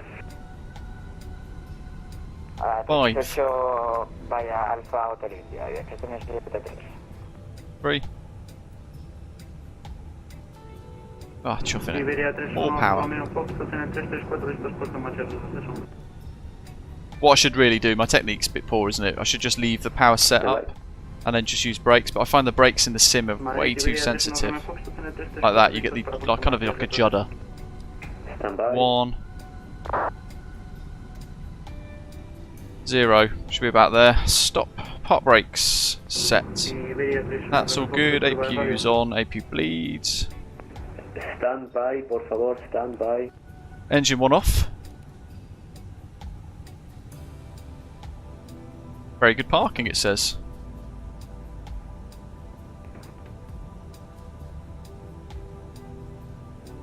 To be fair, Mike, the Leap 1As are a lot more powerful. Beacon, seatbelts. Iberia 31 Romeo Foxtrot, dígame por favor. Request deboarding. Alrighty, on New Sky. Let's have a little look, see what our score is going to be. Close the flight. 11.735 for the balance. 9.88. Oh, chuffing it. We were in the touchdown zone as well, but I got deducted minus 0.12 there. But I'll take it. We're in the touchdown zone. I'm not too fussed. It was a long landing. We floated for a little while. My bad. But great touchdown score there. 1.27 G, 273 foot per minute. And there's our little routing. Rodamos al punto de espera Mike 22 por Delta, Romeo Extra Sierra y Mike Iberia 30 con Romeo. Always something to work on, isn't there? But there we go. Parked up on stands. Latin VFR's fairly average textures of the steps with the jetty and stuff are being quite messy by the looks of it there, but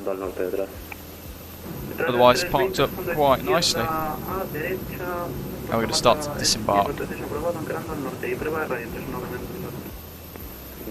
5. Ancient Dinosaur says, just taken off from Lanzarote, going to be an interesting flight back to Manchester. And Robert's at the same airport as in VATSIM. Nice. What route have you got for today, Robert? Iberia 1337, pushback approved facing south, QNH 1028. QNH 1028 and pushback approved facing south. Got a load of aircraft over there taxiing. No idea where everybody's parked. Probably scattered all over the place, aren't we? To be fair. But there we go. Huge event. I hope you guys have enjoyed the flight today. Hamburg to Madrid. The Madrid Overload flight is in full swing as we disembark as well. So if you are thinking of something to do over the next few hours, jump in here, connect into Madrid and give the folks at VATSIM Spain some ATC. Well, the folks at ATC some traffic rather. Put my teeth back in the right way round. But massive thank you to all of you for tuning in, flying along. I hope you provided with some entertainment, and we've given you guys a fair bit of context behind everything that's been happening with Honeycomb Aeronautical over the last few weeks as well. But in the meantime, as always, thank you very much for flying along. Thanks for watching, and we'll see you very soon. Take care.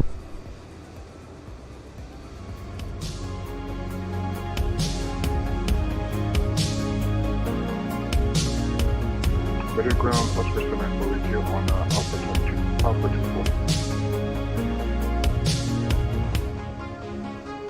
Osprey 784, continue via Alpha Hold Short Alpha 17. Continue Alpha Hold Short Alpha 17, 784. Madrid ground, good afternoon, Osprey 598, taxi to Alpha 22.